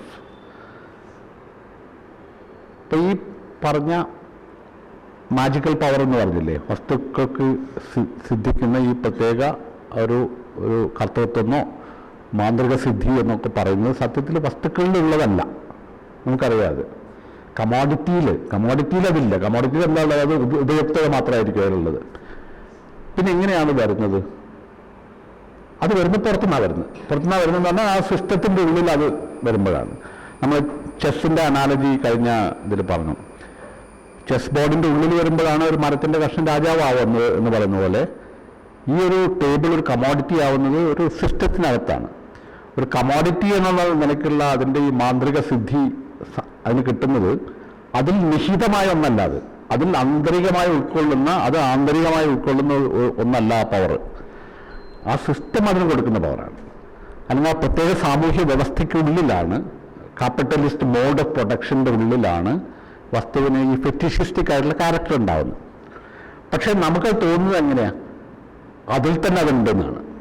Okay, അതിൽ തന്നെ നിഹിതമായ ഒന്നായിട്ടാണ്, അതിൻ്റെ intrinsic ആയിട്ടുള്ളൊരു property ആയിട്ടാണ് നമ്മൾ അതിനെ കാണുന്നത്. മനുഷ്യരതിനെ നമുക്ക് അങ്ങനെ കാണാൻ പറ്റും. ഓക്കെ, അതിനൊരു അനാലജിയാണ് മാർക്സ് ഇവിടെ ഉപയോഗിക്കുന്നത്. ഇപ്പം ലൈറ്റ് എന്ന് പറയുന്നത്, നമ്മൾ പുറത്തേക്ക് നോക്കുമ്പോൾ ലൈറ്റ് ഉണ്ട്, വസ്തുക്കളിൽ നിന്ന് എമിനേറ്റ് ചെയ്യുന്ന ഒന്നായിട്ട് നമ്മൾ ലൈറ്റ് കാണുക. ഓക്കെ, വാസ്തവത്തിൽ ലൈറ്റ് എന്ന് പറഞ്ഞാൽ എന്താ? ലൈറ്റ് എന്ന് പറഞ്ഞാൽ നിങ്ങളുടെ ഒപ്റ്റിക്കൽ നെർവിലുള്ള ഒരു ഉത്തേജനം, ഒരു എക്സൈറ്റേഷൻ എന്ന് പറഞ്ഞില്ലെങ്കിൽ ലൈറ്റില്ല, അല്ലേ? കണ്ണില്ലെങ്കിൽ ലൈറ്റില്ലല്ലോ, കണ്ണില്ലെങ്കിൽ ലൈറ്റില്ല. നിങ്ങളുടെ ഒപ്റ്റിക്കൽ നെർവിന് ഉള്ള എക്സൈറ്റേഷൻ എന്ന് പറയുന്ന കാര്യം ഉണ്ടെങ്കിലേ ലൈറ്റുള്ളൂ. പക്ഷെ നമ്മൾ നോക്കുമ്പോൾ ലൈറ്റ് പുറത്തുണ്ട്. ഓക്കെ, ക്ലിയർ ആണോ? ആ അനാലജിയാണ് ഇവിടെ ഉപയോഗിക്കുന്നത്. അതായത് അനാലജി വേണമെങ്കിൽ നമ്മളൊന്ന് നീട്ടിയാൽ, വെളിച്ചം കാണണമെങ്കിൽ തന്നെ വെളിച്ചം വേണ്ടേ? വെളിച്ചം കാണാന്ന് പറഞ്ഞാൽ എന്താ? വെളിച്ചത്തിൽ മാത്രമേ വെളിച്ചം കാണാൻ പറ്റൂ. വെളിച്ചത്തിൽ വെളിച്ചം കാണാൻ പറ്റൂ എന്ന് പറഞ്ഞാൽ എന്താ? നിങ്ങളുടെ ഒപ്റ്റിക്കൽ നെർവ് അടക്കമുള്ള ഒരു സിസ്റ്റത്തിനുള്ളിൽ മാത്രമാണ് വെളിച്ചം എന്ന് പറയുന്നത് സാധ്യമാകുന്നത്. വെളിച്ചം നിങ്ങളുടെ പുറത്തുണ്ടെന്ന് പറയുന്നത് അതിലൊരു എനിഗ്മയുണ്ട്. വെളിച്ചം കാണുക എന്ന് പറയുന്നതിൽ ഒരു എനിഗ്മയുണ്ട്, ഒരു പ്രഹേളിക സ്വഭാവമുള്ള ഒന്നാണത്. വെളിച്ചം കാണണമെങ്കിൽ വെളിച്ചം വേണം. അപ്പം നമ്മൾ കാണുമ്പോൾ തന്നെ കാണുന്ന ആൾക്ക് ഒരിക്കലും അയാളുടെ കണ്ണ് കാണാൻ പറ്റില്ല എന്ന് നമ്മൾ പറയും അല്ലേ. എനിക്ക് എൻ്റെ കണ്ണൊരിക്കലും കാണാൻ പറ്റില്ല. ഈ വിഷ്വൽ ഫീൽഡിൽ എൻ്റെ കണ്ണില്ല. ഓക്കെ, എൻ്റെ ദൃശ്യ ലോകത്ത് എൻ്റെ കണ്ണതിൽ ഐറ്റമല്ല. എനിക്ക് എൻ്റെ കണ്ണൊരിക്കലും കാണാൻ പറ്റില്ല, കണ്ണാടിയിലല്ലാതെ കാണാൻ പറ്റില്ല അല്ലേ, അതും പുറത്താണ് കാണുന്നത്. അപ്പോൾ എൻ്റെ കണ്ണ് കാണാൻ പറ്റില്ല എന്ന് പറയുന്ന പോലെ ഈ കാഴ്ചയിലുള്ളൊരു എനിഗ്മ ആണത് അല്ലേ. വെളിച്ചം പുറത്തുണ്ടെന്ന് വിചാരിക്കുന്നത് പോലെ ആണ് ഈ ഫെറ്റിഷിസ്റ്റിക് ആയിട്ടുള്ള ഒരു സ്വഭാവം. അതായത് വസ്തുക്കൾക്ക് ഈ ഒരു പ്രഭയുണ്ടെന്ന് വിചാരിക്കുകയാണ്, വസ്തുക്കൾക്ക് ഈ ഒരു മൂല്യമുണ്ടെന്ന് വിചാരിക്കുകയാണ്. ഓക്കെ, വസ്തുക്കളിലുള്ളതല്ല അത്. വസ്തുക്കൾ ഒരു സിസ്റ്റത്തിൻ്റെ ഉള്ളിലേക്ക് വരുമ്പോൾ മാത്രം ഉണ്ടാകുന്നൊരു സംഗതിയാണ്. പക്ഷേ ഐഡിയോളജിക്കലി ഓക്കെ, ഈ ഐഡിയോളജി ഇതൊരു ഐഡിയോളജിയുടെ പ്രശ്നമാണ് അല്ലേ. നിങ്ങളതിനെ കാണുന്നത് എങ്ങനെയാണ്? ആ കാണുന്നത് എന്തുകൊണ്ടാണ്? അത് നിങ്ങളൊരു ഒപ്റ്റിക്കൽ ഇല്യൂഷൻ അല്ല. മനസ്സത് ആവർത്തിച്ച് പറയുന്നത് ideology is not an optical illusion. നിങ്ങളുടെ കാഴ്ചയിലുള്ള തകരാറില്ല. അത് കണ്ണട മാറ്റി വെച്ചിട്ട് തീരുന്ന പ്രശ്നമല്ല ഐഡിയോളജിയുടെ പ്രശ്നം. നിങ്ങളുടെ കാഴ്ചപ്പാട് മാറ്റി വേറൊരു കാഴ്ചപ്പാട് വന്നുകൊണ്ട് ഐഡിയോളജിയുടെ പ്രശ്നം മാറില്ല. കാരണം നിങ്ങൾ കാണുന്ന വസ്തു തന്നെ തലതിരിഞ്ഞായിരിക്കുന്നത്. ഓക്കെ, ഈ സിസ്റ്റം തന്നെ ഒരു ഇൻവേർഷൻ ഉണ്ട്, അതിലൊരു തലതിരിച്ചിലുണ്ട്. നമ്മൾ നേരത്തെ പറഞ്ഞ സ്വയം ചലിക്കുന്ന കസേര എന്ന് പറയുന്ന പോലെ തലകുത്തി നിൽക്കുന്ന ഓക്കെ വുഡൻ ബ്രെയിനിൽ മൂവ് ചെയ്യുന്ന കസേര പോലെ ഒരു സാധനമാണ് ഈ ഐഡിയോളജി എന്നാണ് മാർക്സ് പറഞ്ഞതിൻ്റെ ഒരു ചുരുക്കം. അപ്പം ഈ അനാലജി അവിടെ വളരെ ഇല്യൂമിനേറ്റിംഗ് ആയിട്ടുള്ളൊരു അനാലജി ആയിട്ട് എനിക്ക് തോന്നി. ഇത്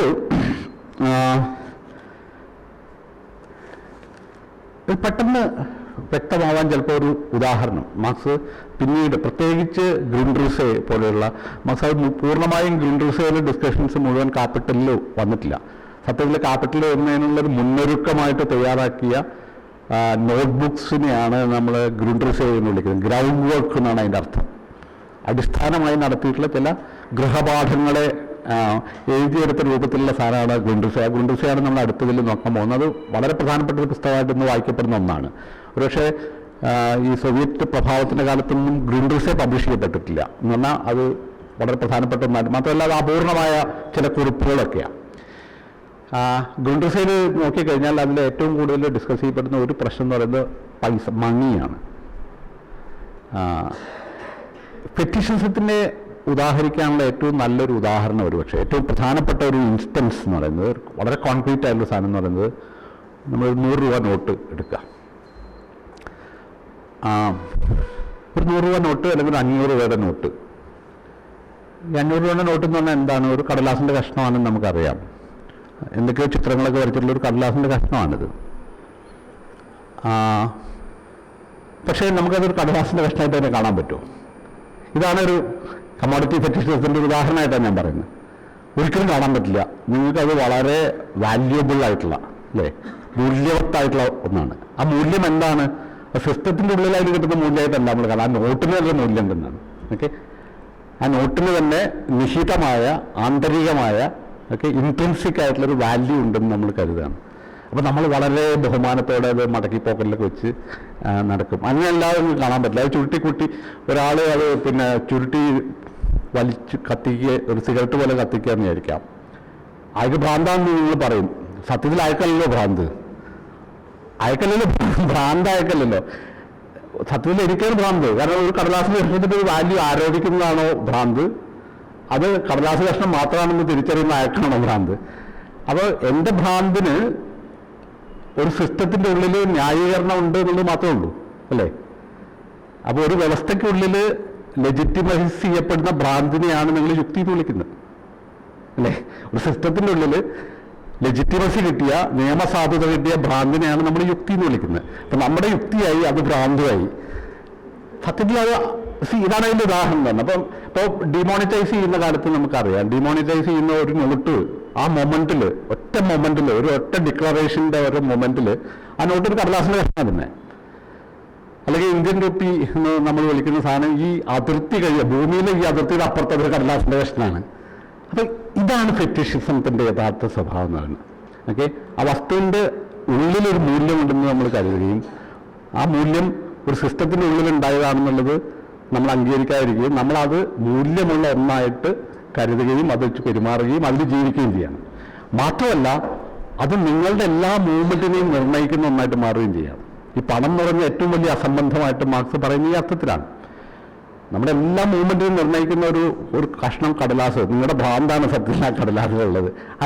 അതാണ് ഈ സിസ്റ്റത്തെ മുഴുവൻ നിർണ്ണയിക്കുന്ന ഫെറ്റിഷിസ്റ്റിക് ആയിട്ടുള്ള ഒന്ന്. പണം എന്ന് പറയുന്നത് മുതലാളിത്തം ഉണ്ടാവുന്നതിന് മുമ്പുള്ള സാധനമാണ്. കാരണം ഈ പല രൂപത്തിൽ പണം ഉണ്ടായിട്ടുണ്ട്. പക്ഷേ എന്താണ് മുതലാളിത്തം എന്ന് പറയുന്ന ഈ മൂലധന സമ്പദ് വ്യവസ്ഥയുടെ ഉള്ളിൽ പണത്തിന് കിട്ടുന്ന റോൾ എന്താണ്, അതിൻ്റെ ഡോമിനൻ്റ് ആയിട്ടുള്ളൊരു സ്റ്റാറ്റസ് എന്താണെന്നുള്ളതാണ് മാർക്സ് പല ഘട്ടങ്ങളിൽ വിശദീകരിക്കാൻ ശ്രമിക്കുന്ന ഒരു കാര്യം. അത് നോക്കിയാൽ നമുക്ക് ഈ ഫെറ്റിഷിസം ഓഫ് കമോഡിറ്റീസ് എന്താണെന്നുള്ളത് മനസ്സിലാക്കാം. ഇത് ക്ലിയർ ആണോ ഈ ഫെറ്റിഷിസം എന്ന് പറയുന്നത്? ഇത് മാർക്സ് തന്നെ മറ്റൊരു സ്ഥലത്ത് ഞാൻ വായിച്ച ഭാഗത്തുണ്ട്. ഇതൊരു റിലീജിയസ് ആയിട്ടുള്ള ഇംപ്ലിക്കേഷൻ ഉള്ള ഒന്നാണ്. അപ്പം നമ്മളുടെ നാട്ടിലായിരിക്കും ചിലപ്പോൾ അതിന് ഏറ്റവും കൂടുതൽ മനസ്സിലാക്കുക. ഈ പേജൻ എന്ന് വിളിക്കുന്ന മത ഇതിലൊക്കെ ഒരു വസ്തുവിൽ ഒരു ദിവ്യത്വം ആരോപിക്കുക എന്ന് പറയുന്നൊരു സംഗതിയുണ്ട് അല്ലേ. ഒരു കല്ലിൽ ദൈവം ഉണ്ടെന്ന് വിചാരിക്കാം. ഇതുപോലൊരു സംഗതിയാണ്. അപ്പോൾ ഒരു വിശ്വാസിയെ സംബന്ധിച്ചിടത്തോളം കല്ലെന്ന് പറഞ്ഞാൽ അത് ഒരു കല്ലല്ല. അതൊക്കെ നമ്മൾ എത്ര പറഞ്ഞാലും അത് കല്ലാവില്ല അയാൾക്ക്. കല്ലെന്ന് പറഞ്ഞാൽ വളരെ ദിവ്യമായിട്ടുള്ള ഒന്നാണ്. ഇതുപോലെ ഒരു സംഭവമാണ് ഈ 100 രൂപയുടെ നോട്ടിലോ 500 രൂപയുടെ നോട്ടിലോ ഒരു വാല്യൂ നിങ്ങൾ കണ്ടെത്തുകയും അതിൻ്റെ മുമ്പിൽ നമ്മൾ വണങ്ങി നിൽക്കുകയും ചെയ്യണം. ഓക്കെ, നമ്മൾ കൊടുത്തൊരു വാല്യൂവിൻ്റെ മുമ്പിൽ നമ്മൾ തന്നെ വിനീത വിധേയരായി എന്താ പറയുക വണങ്ങി നിൽക്കുകയും ചെയ്യുന്ന ഒരു ഭ്രാന്താണ് ആ ഭ്രാന്തിനെ സൂചിപ്പിക്കുന്ന, ആ സംബന്ധത്തെ സൂചിപ്പിക്കുന്ന ഒരു വാക്കാണ് ഫെറ്റിഷിസം എന്ന് പറയുന്ന വാക്ക്.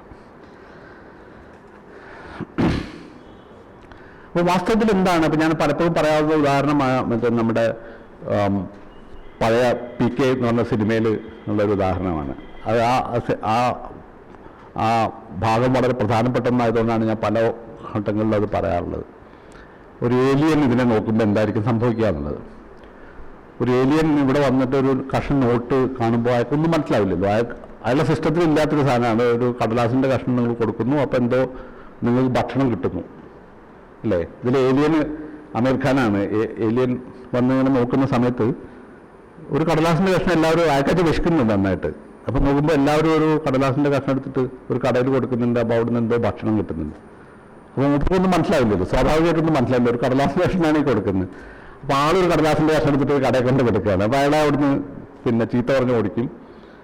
അപ്പോഴേക്ക് മനസ്സിലാവുന്നത് എന്താണ് ആ കടലാസിൻ്റെ കഷ്ണം ഇത് ഞാൻ കൊടുത്ത കടലാസിൻ്റെ കഷ്ണം എന്നുള്ള വ്യത്യാസം. അപ്പോൾ ആ മൂപ്പർ നോക്കുന്ന സമയത്ത് എല്ലാ കടലാസിനും ചിത്രമുണ്ട്, ഗാന്ധിയുടെ ചിത്രം. അപ്പോൾ ഇയാൾ ഗാന്ധിയുടെ ചിത്രമുള്ള ഒരു കടലാസിൻ്റെ കഷ്ണം എടുത്ത് കൊടുക്കാൻ, ഒരു പോസ്റ്റർ എടുത്തിട്ട് കൊടുക്കാൻ. പൈസയുടെ അസംബന്ധം കാണിക്കാൻ ഇത്രയും വലിയൊരു ഉദാഹരണമില്ല. കാരണം ഇതാണ് അതിൻ്റെ ഒരു സംഗതി. ഒരു ഇതിൽ നമ്മളത് വാല്യൂബിളായിട്ട് കാണുന്നു എന്നുള്ളത് അത് വെറും കാണലിൻ്റെ പ്രശ്നമല്ല എന്നുള്ളതാണ് ഇവിടെ മാർക്സ് പറയുന്നൊരു കാര്യം. ഒരു ഇല്യൂഷൻ അല്ല. നിങ്ങൾക്ക് മാറ്റാൻ വിചാരിച്ചാൽ മാറ്റാവുന്ന കാര്യം നിങ്ങൾക്ക് ഭ്രാന്തായാലേ ശരിക്കും മനസ്സിലാവുള്ളൂ അല്ലേ. അല്ലെ, റിയാലിറ്റിയിലെ എത്തണമെങ്കിൽ നിങ്ങൾക്ക് യുക്തിയുടെ പുറത്തേക്ക് പോകണം. ഈ സിസ്റ്റത്തിൻ്റെ യുക്തിയുടെ പുറത്തേക്ക് പോയാൽ മാത്രമേ പിന്നെ ഇതൊരു കടലാസിൻ്റെ കഷ്ണമാണെന്ന് മനസ്സിലാവുള്ളൂ. അല്ലാത്തടത്തോളം നിങ്ങളത് എപ്പോഴും വളരെ ബഹുമാനത്തോടെ കൈകാര്യം ചെയ്യുന്ന ഒരു വാല്യൂബിൾ ആയിട്ടുള്ള, മൂല്യവത്തായിട്ടുള്ള ഒന്നാണ്. വാല്യൂബിൾ ആണത്. ആ വാല്യൂബിൾ എന്ന് പറഞ്ഞാൽ എന്താണ്? വാല്യൂ അതിൽ നിഹിതമാണ്. വാല്യൂ അതിൽ ഇൻട്രിൻസിക് ആയിട്ട് അടങ്ങിയിട്ടുള്ള ഒന്നാണ്. ഓക്കെ, അത് ആരോപിക്കപ്പെട്ട ഒന്നല്ല, പുറത്തുനിന്ന് ആരോപിക്കപ്പെട്ട ഒന്നല്ല. അപ്പം നമ്മൾ ഇപ്പം ഒരു 100 രൂപയുടെ നോട്ട് എന്ന് പറഞ്ഞാൽ വേണമെങ്കിൽ പറയാം എന്താണ് ശരിക്കും ഒരു 100 രൂപയുടെ നോട്ട് എന്ന് പറയുന്നത്, ഒരു റുപ്പിക അല്ലെങ്കിൽ ഒരു നോട്ട് എന്ന് പറയുന്നത്. നമ്മുടെ ജീവിതത്തിൽ നിന്ന് മാർക്സിൻ്റെ ഇതനുസരിച്ചാണെങ്കിൽ നമ്മുടെ ജീവിതത്തിൽ നിന്ന് ഒരു പ്രയോഗം പറയുകയാണെങ്കിൽ ചീന്തിയെടുത്തൊരു ഏടാണത് അല്ലേ. നമ്മുടെ MP പോലെ പറഞ്ഞ മാതിരി ജീവിതത്തിന് ചീന്തിയെടുത്തൊരു ഏടാണ്. അതിൻ്റെ വക്കിൽ ചോര പൊടിഞ്ഞുണ്ട് എന്ന് പറയുന്ന പോലെ ഒരു സാധനമാണ് 100 രൂപയുടെ നോട്ട് എന്ന് പറയുന്നത്. നിങ്ങളുടെ ജീവിതത്തിന് ചീന്തിയെടുത്തൊരു സാധനമാണ്, ഈ ഒരു കഷ്ണമാണ്. വാസ്തവത്തിൽ അതിലൊരു ഗുണമില്ല, അതല്ലേ നമ്മൾ പറഞ്ഞത്, നിർഗുണമായ ഒരു സാധനമാണ്. ഗുണമൊന്നുമില്ലാത്ത ഒരു വെറും കടലാസിൻ്റെ കഷ്ണമാണ്. അതിന് ഗുണം ഉണ്ടാവുന്ന എപ്പോഴാണ്? അതിന് ഉപയോഗമുള്ളപ്പോഴാണ്. ഇപ്പോൾ നേരത്തെ പറഞ്ഞ ഉദാഹരണത്തിൽ വെച്ചാൽ ആ കടലാസ് കഷ്ണം കൊടുത്താൽ നിങ്ങൾക്ക് ഒരു ചായ കിട്ടുമെങ്കിൽ അത് ഗുണമുള്ള സാധനമാണ്. ഇല്ലെങ്കിൽ അത് ഗുണമില്ല. അതായത് ഈ നോട്ട് അമേരിക്കയിൽ ഒരാൾ കൊടുത്താൽ അതൊക്കെ ചായ കിട്ടില്ല. ഓക്കെ, അതുകൊണ്ട് അതിൻ്റെ ഗുണമാണത്. അതിൻ്റെ ഗുണം എന്ന് പറയുന്നത് അതിൻ്റെ ഗുണമല്ല, ഒരു സിസ്റ്റത്തിനകത്ത് അത് ഉപയോഗിക്കുമ്പോൾ കിട്ടുന്ന ഗുണം മാത്രമാണ്. അത് മാത്രമാണ് ഇതിലുള്ളത്.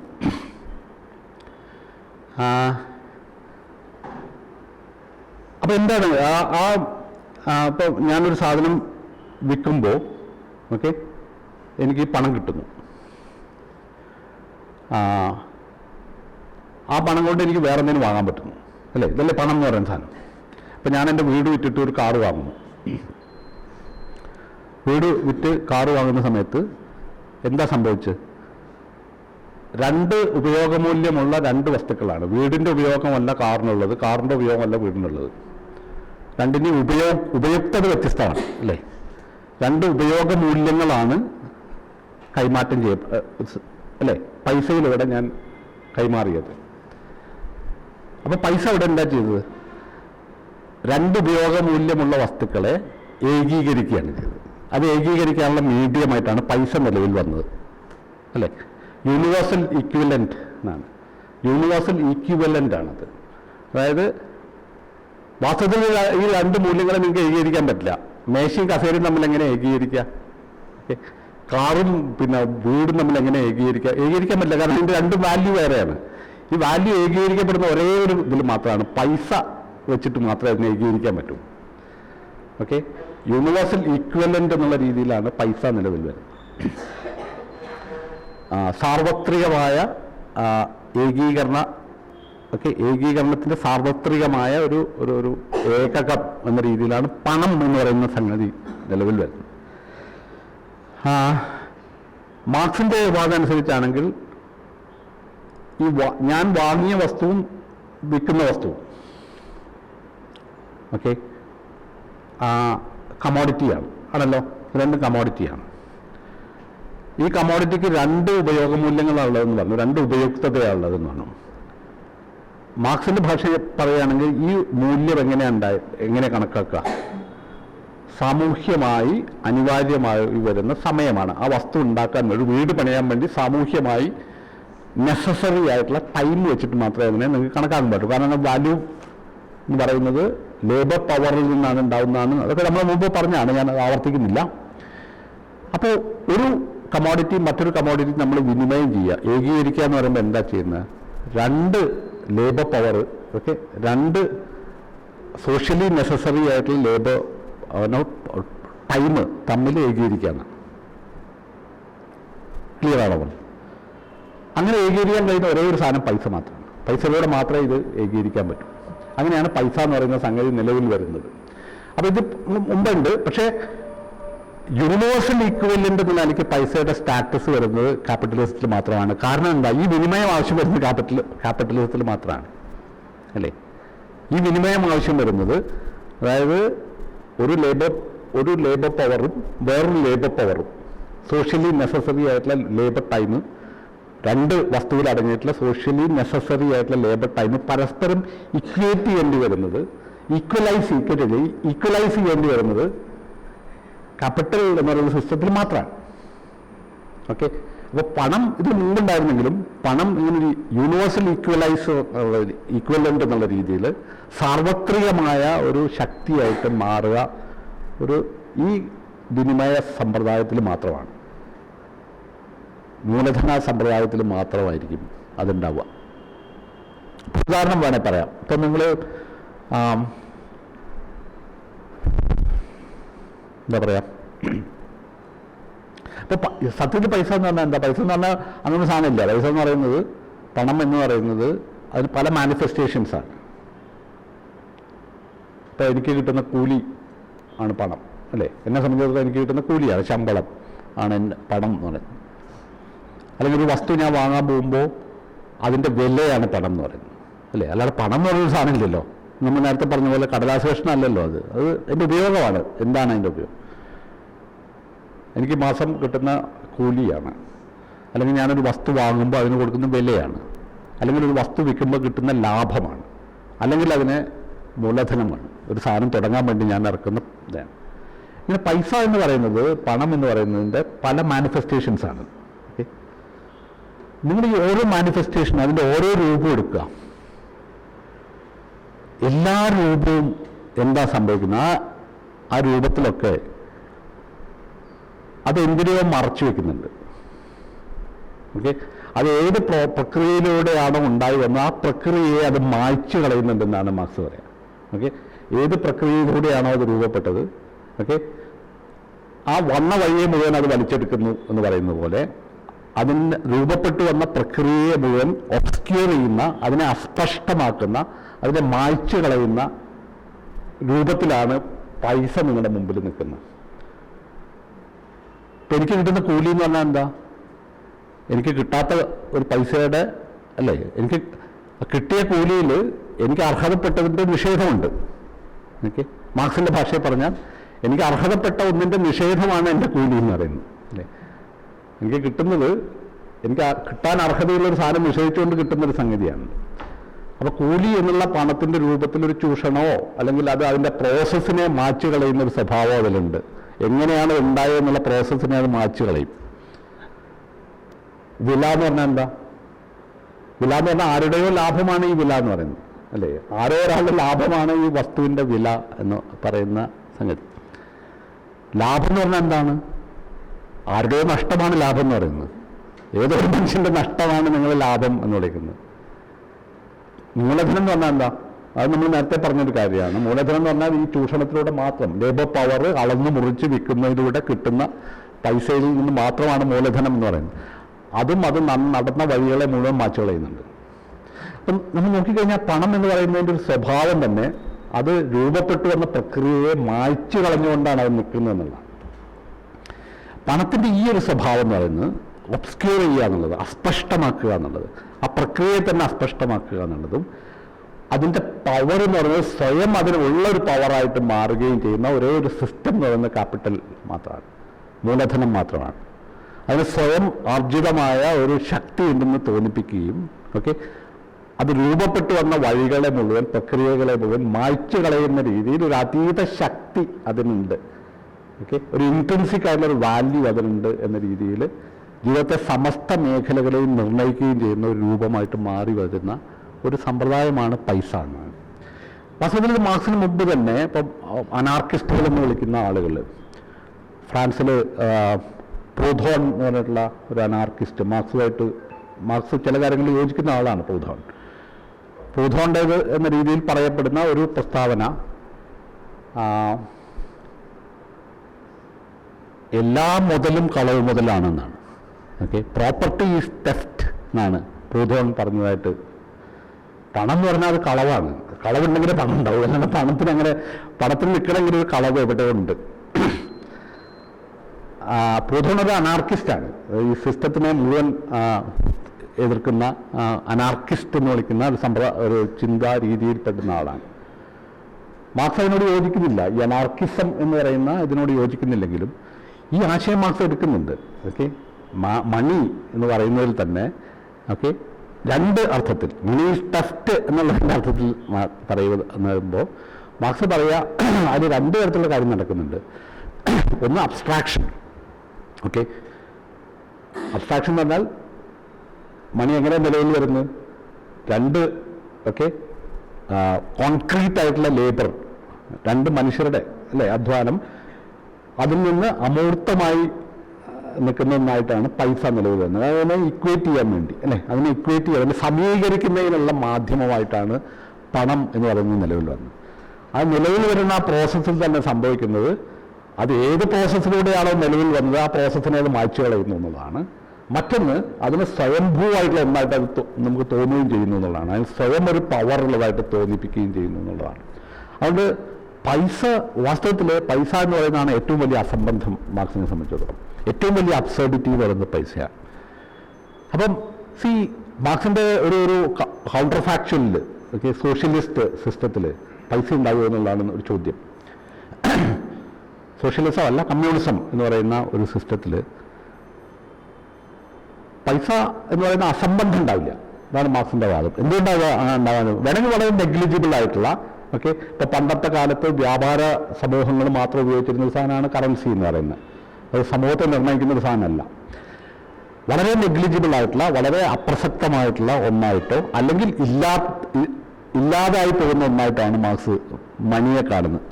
ഓക്കെ, നമുക്ക് ആ സങ്കല്പം തന്നെ നോക്കാം. ഇപ്പോൾ ഉദാഹരണത്തിന് മാർക്സ് പിന്നെ ക്രിട്ടിക് ഓഫ് ഗോധ പ്രോഗ്രാമിൽ മാർക്സ് കമ്മ്യൂണിസത്തെ പറ്റി നടത്തിയിട്ടുള്ള ഒരു സ്റ്റേറ്റ്മെന്റ് ഉണ്ട്. നിങ്ങൾക്ക് എല്ലാവർക്കും അറിയുന്നൊരു കാര്യമാണ്. നമ്മളത് ഇതിൽ വായിച്ചിട്ടില്ല. കമ്മ്യൂണിസം എന്താണെന്നുള്ള ചോദ്യത്തിന് മാർക്സ് പറയുന്ന ഇതാണ്: ഓരോരുത്തരും അവരുടെ ഓരോരുത്തരും അവരുടെ കഴിവിനനുസരിച്ച് കൊടുക്കുകയും ആവശ്യത്തിനനുസരിച്ച് അവർക്ക് കിട്ടുകയും ചെയ്യുന്ന സിസ്റ്റം എന്നാണ്.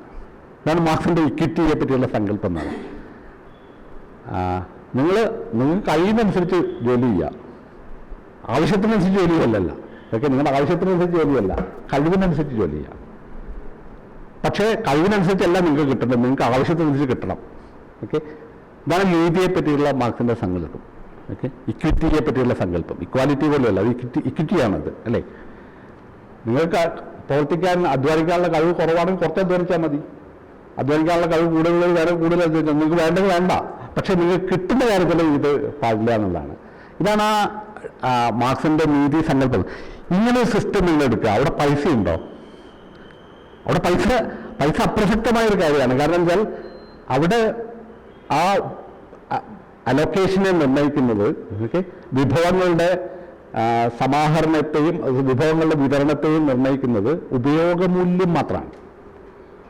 ആവശ്യവും കപ്പാസിറ്റിയുമാണ്, കഴിവും ആവശ്യവുമാണ് കാര്യങ്ങൾ നിർണ്ണയിക്കുന്നത്, അല്ലേ?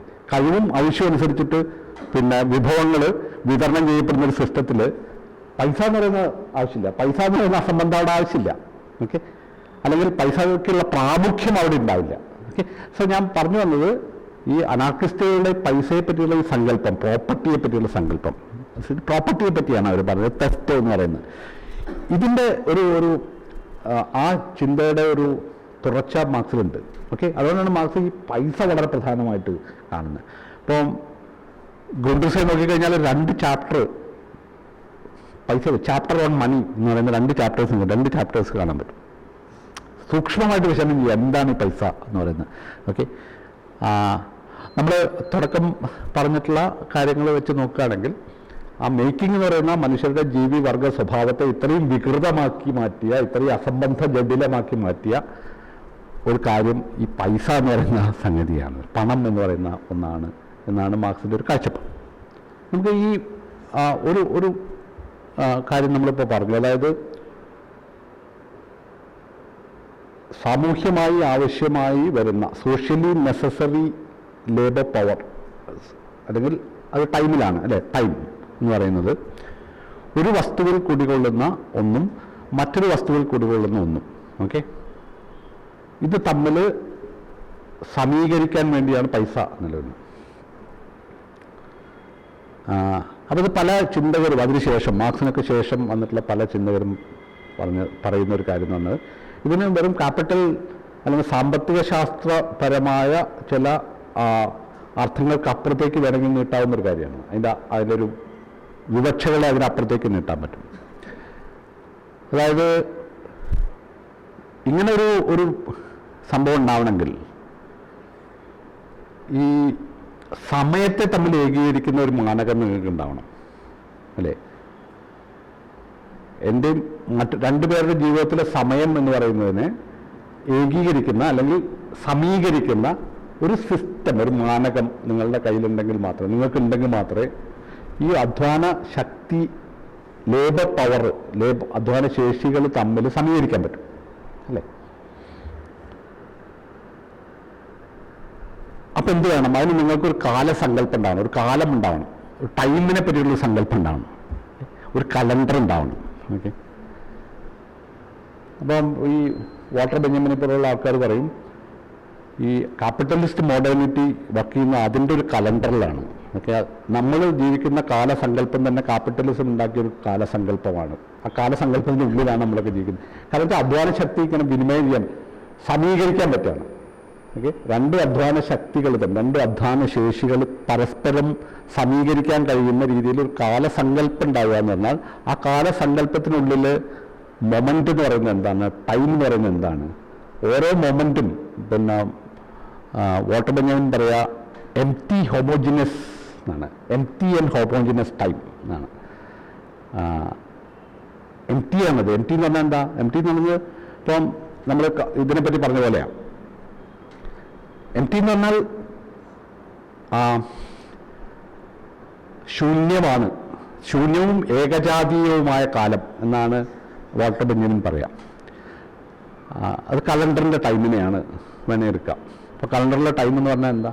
കലണ്ടറിലെ ഒരു ദിവസം എന്ന് പറഞ്ഞാൽ ഓക്കെ, ഒരു ഡേ എന്ന് പറയുന്നത് ഒരു അക്കമാണ്, ഒരളവാണ്. ഓക്കെ, ക്വാണ്ടിറ്റിയാണത്, ക്വാണ്ടിഫൈ ചെയ്യപ്പെട്ട ഒന്നാണ് കലണ്ടറിലെ ടൈം എന്ന് പറയുന്നത്. ഇന്നത്തെ ഡേ എന്ന് പറയുന്നത് ഒരു ഡേറ്റാണ്. ആ ഡേറ്റ് സാർവത്രികമായ ഒന്നാണ്. അത് എൻ്റെ ജീവിതമായാലും നിങ്ങളുടെ ജീവിതമായാലും ഓക്കെ കലണ്ടറിനെ സംബന്ധിച്ച് ഒന്നാണ് അല്ലേ. എൻ്റെ ഈ ദിവസം എന്ന് പറയുന്നത് വളരെ വാല്യുബിൾ ആയിട്ടുള്ള ഡേ ആയിരിക്കും എനിക്ക്, വൈകാരികമായോ മറ്റു പലതുകൊണ്ടും വളരെ പ്രധാനപ്പെട്ട ദിവസമായിരിക്കും. വേറൊരാൾക്ക് ഇത് വളരെ മോശം ദിവസമായിരിക്കും അയാളുടെ ജീവിതത്തിലെ. പക്ഷെ കലണ്ടറിൽ ആ മോശമോ നല്ലതോ ആ എക്സ്പീരിയൻസ് ഉണ്ടല്ലോ, അനുഭവം ഉണ്ടല്ലോ. ഞാൻ സമയത്തെ അനുഭവിക്കുന്നത് കലണ്ടറിൽ പ്രശ്നമല്ല. കലണ്ടർ പറയുന്നത് ക്വാണ്ടിഫൈ ചെയ്യുന്ന ഒരു അക്കത്തിൽ അടയാളപ്പെടുത്താവുന്ന ഒന്നാണ് ടൈം എന്ന് പറയുന്നത്. ക്വാണ്ടിഫൈ ചെയ്യുക എന്നുള്ളതാണ് മുതൽ ഈ കലണ്ടറിൻ്റെ ടൈം എന്ന് പറയുന്നത്. എല്ലാവരുടെയും സമയത്തെയും കലണ്ടറിൽ ഏകീകരിക്കുകയാണ്. ഓക്കെ, അപ്പോൾ എൻ്റെ സമയവും നിങ്ങളുടെ സമയത്തെയും തമ്മിൽ ഏകീകരിക്കുന്ന സമീകരിക്കുന്ന ഒരു മീഡിയമാണ് കലണ്ടർ എന്ന് പറയുന്നത് അല്ലേ. അതാണ് നമ്മുടെ കാലസങ്കല്പം. ഈ ഒരു കാലസങ്കല്പത്തിനുള്ളിൽ മാത്രമേ അധ്വാന ശക്തികൾ തമ്മിൽ വിനിമയം ചെയ്യാൻ പറ്റൂ അല്ലേ. അധ്വാന ശേഷി വിനിമയം ചെയ്യാൻ അതിൻ്റേതായ ഒരു കാലം ഉണ്ടാവുക. ആ കാലത്തിനുള്ളിലൂടെയാണ് ചിലപ്പോൾ ക്യാപിറ്റലിസ്റ്റ് മോഡേണിറ്റി എന്ന് പറയുന്നത് സഞ്ചരിക്കുന്നത്. ഈ കാലസങ്കല്പത്തിൻ്റെ ഉള്ളിൽ ആണ്. അപ്പോൾ ഈ ചില ഇപ്പം ജീവിച്ചിരിക്കുന്ന പല തിങ്കേഴ്സും പറയുന്നത് ഒരു കാര്യം എന്ന് പറയുന്നത്, മാർക്സിസത്തിനോടുള്ള ക്രിട്ടിക്കായിട്ട് പറയുന്നത് മാർക്സിൻ്റെ ചരിത്ര സങ്കല്പം വളരെ വിപ്ലവകരമായ ഒന്നാണ്. പക്ഷെ അതിന് അനുഗുണമായൊരു കാലസങ്കല്പം മാർക്സിൽ ഡെവലപ്പ് ചെയ്യാൻ പറ്റിയില്ല, മാർക്സിൻ്റെ ഉള്ളിൽ ഉണ്ടായി വന്നിട്ടില്ല എന്നാണ്. അതായത് മാർക്സ് പലപ്പോഴും ഈ പറഞ്ഞ ഒരു ലീനിയറായിട്ടൊരു ടൈം ഓക്കെ മാർക്സിൽ ഉണ്ടെന്നോ ഇല്ല എന്നുള്ളത് വേറെ ഒരു വിഷയം. അതായത് ഈ പറഞ്ഞ ഒരു ക്രിസ്ത്യാനിറ്റിയുടെ ടൈം എന്നൊക്കെ നമ്മൾ പറയില്ലേ, ആദിയിലെ പതനത്തിൽ നിന്ന് ഒരു ഫൈനൽ റിഡംഷനിലേക്ക് ഇങ്ങനെ സഞ്ചരിക്കുന്ന അതായിട്ട് ചരിത്രത്തെ സങ്കല്പിക്കുക. നിങ്ങൾ ഏലിയനേറ്റഡ് ആയിട്ടുള്ള ഒരു സൊസൈറ്റിയിൽ വന്നുപെട്ടു, ഇന്ന് രക്ഷപ്പെട്ടിട്ട് നിങ്ങൾ ഒരു കമ്മ്യൂണിസത്തിലേക്ക് ഉയർത്തെഴുന്നേൽക്കും, നിങ്ങൾ രക്ഷപ്പെടും എന്നുള്ള ഒരു രേഖീയമായ ഒരു കാലസങ്കല്പത്തിൻ്റെ ഉള്ളിലാണ് മാർക്സ് നിൽക്കുന്നത്. പക്ഷെ അതിൻ്റെ ചരിത്ര സങ്കല്പമാണെങ്കിൽ വളരെ വിപ്ലവകരമായ ഒരു ചരിത്ര സങ്കല്പമാണ്. ഇത് നമ്മളൊരു പൊരുത്തക്കേട് മാർക്സിലുണ്ട് എന്ന് പലരും വാദിക്കുന്നു. ഈ ഒരു അർത്ഥത്തിലാണ്, ഞാൻ അതിലേക്ക് പോകുന്നില്ല. ഞാൻ പറഞ്ഞു വന്നത് ഈ ഫെറ്റിഷിസം എന്ന് പറയുന്ന മാർക്സിൻ്റെ ഈ ഡിസ്കഷന് അതിനപ്പുറത്തേക്കുള്ള പല ഡയമെൻഷൻസ് ഉണ്ട്, പല ഇതിലേക്ക് അത് കൊണ്ടുപോകാൻ പറ്റുന്നു. ഇനി ഇതിൽ ഈ ഇപ്പം നമ്മൾ വായിച്ചതിൽ ഉള്ള 1-2 പോയിന്റ് കൂടി പറഞ്ഞിട്ട് നമുക്ക് നിർത്താം. അതിൽ ഒരു 5-ാമത്തെ 6-ാമത്തെ പോയിന്റായിരുന്നു നമ്മൾ പറഞ്ഞൊരു വാക്ക്, ഹീറോഗ്ലിഫിക് ലാംഗ്വേജ് എന്നുള്ളൊരു സാധനം പറഞ്ഞു.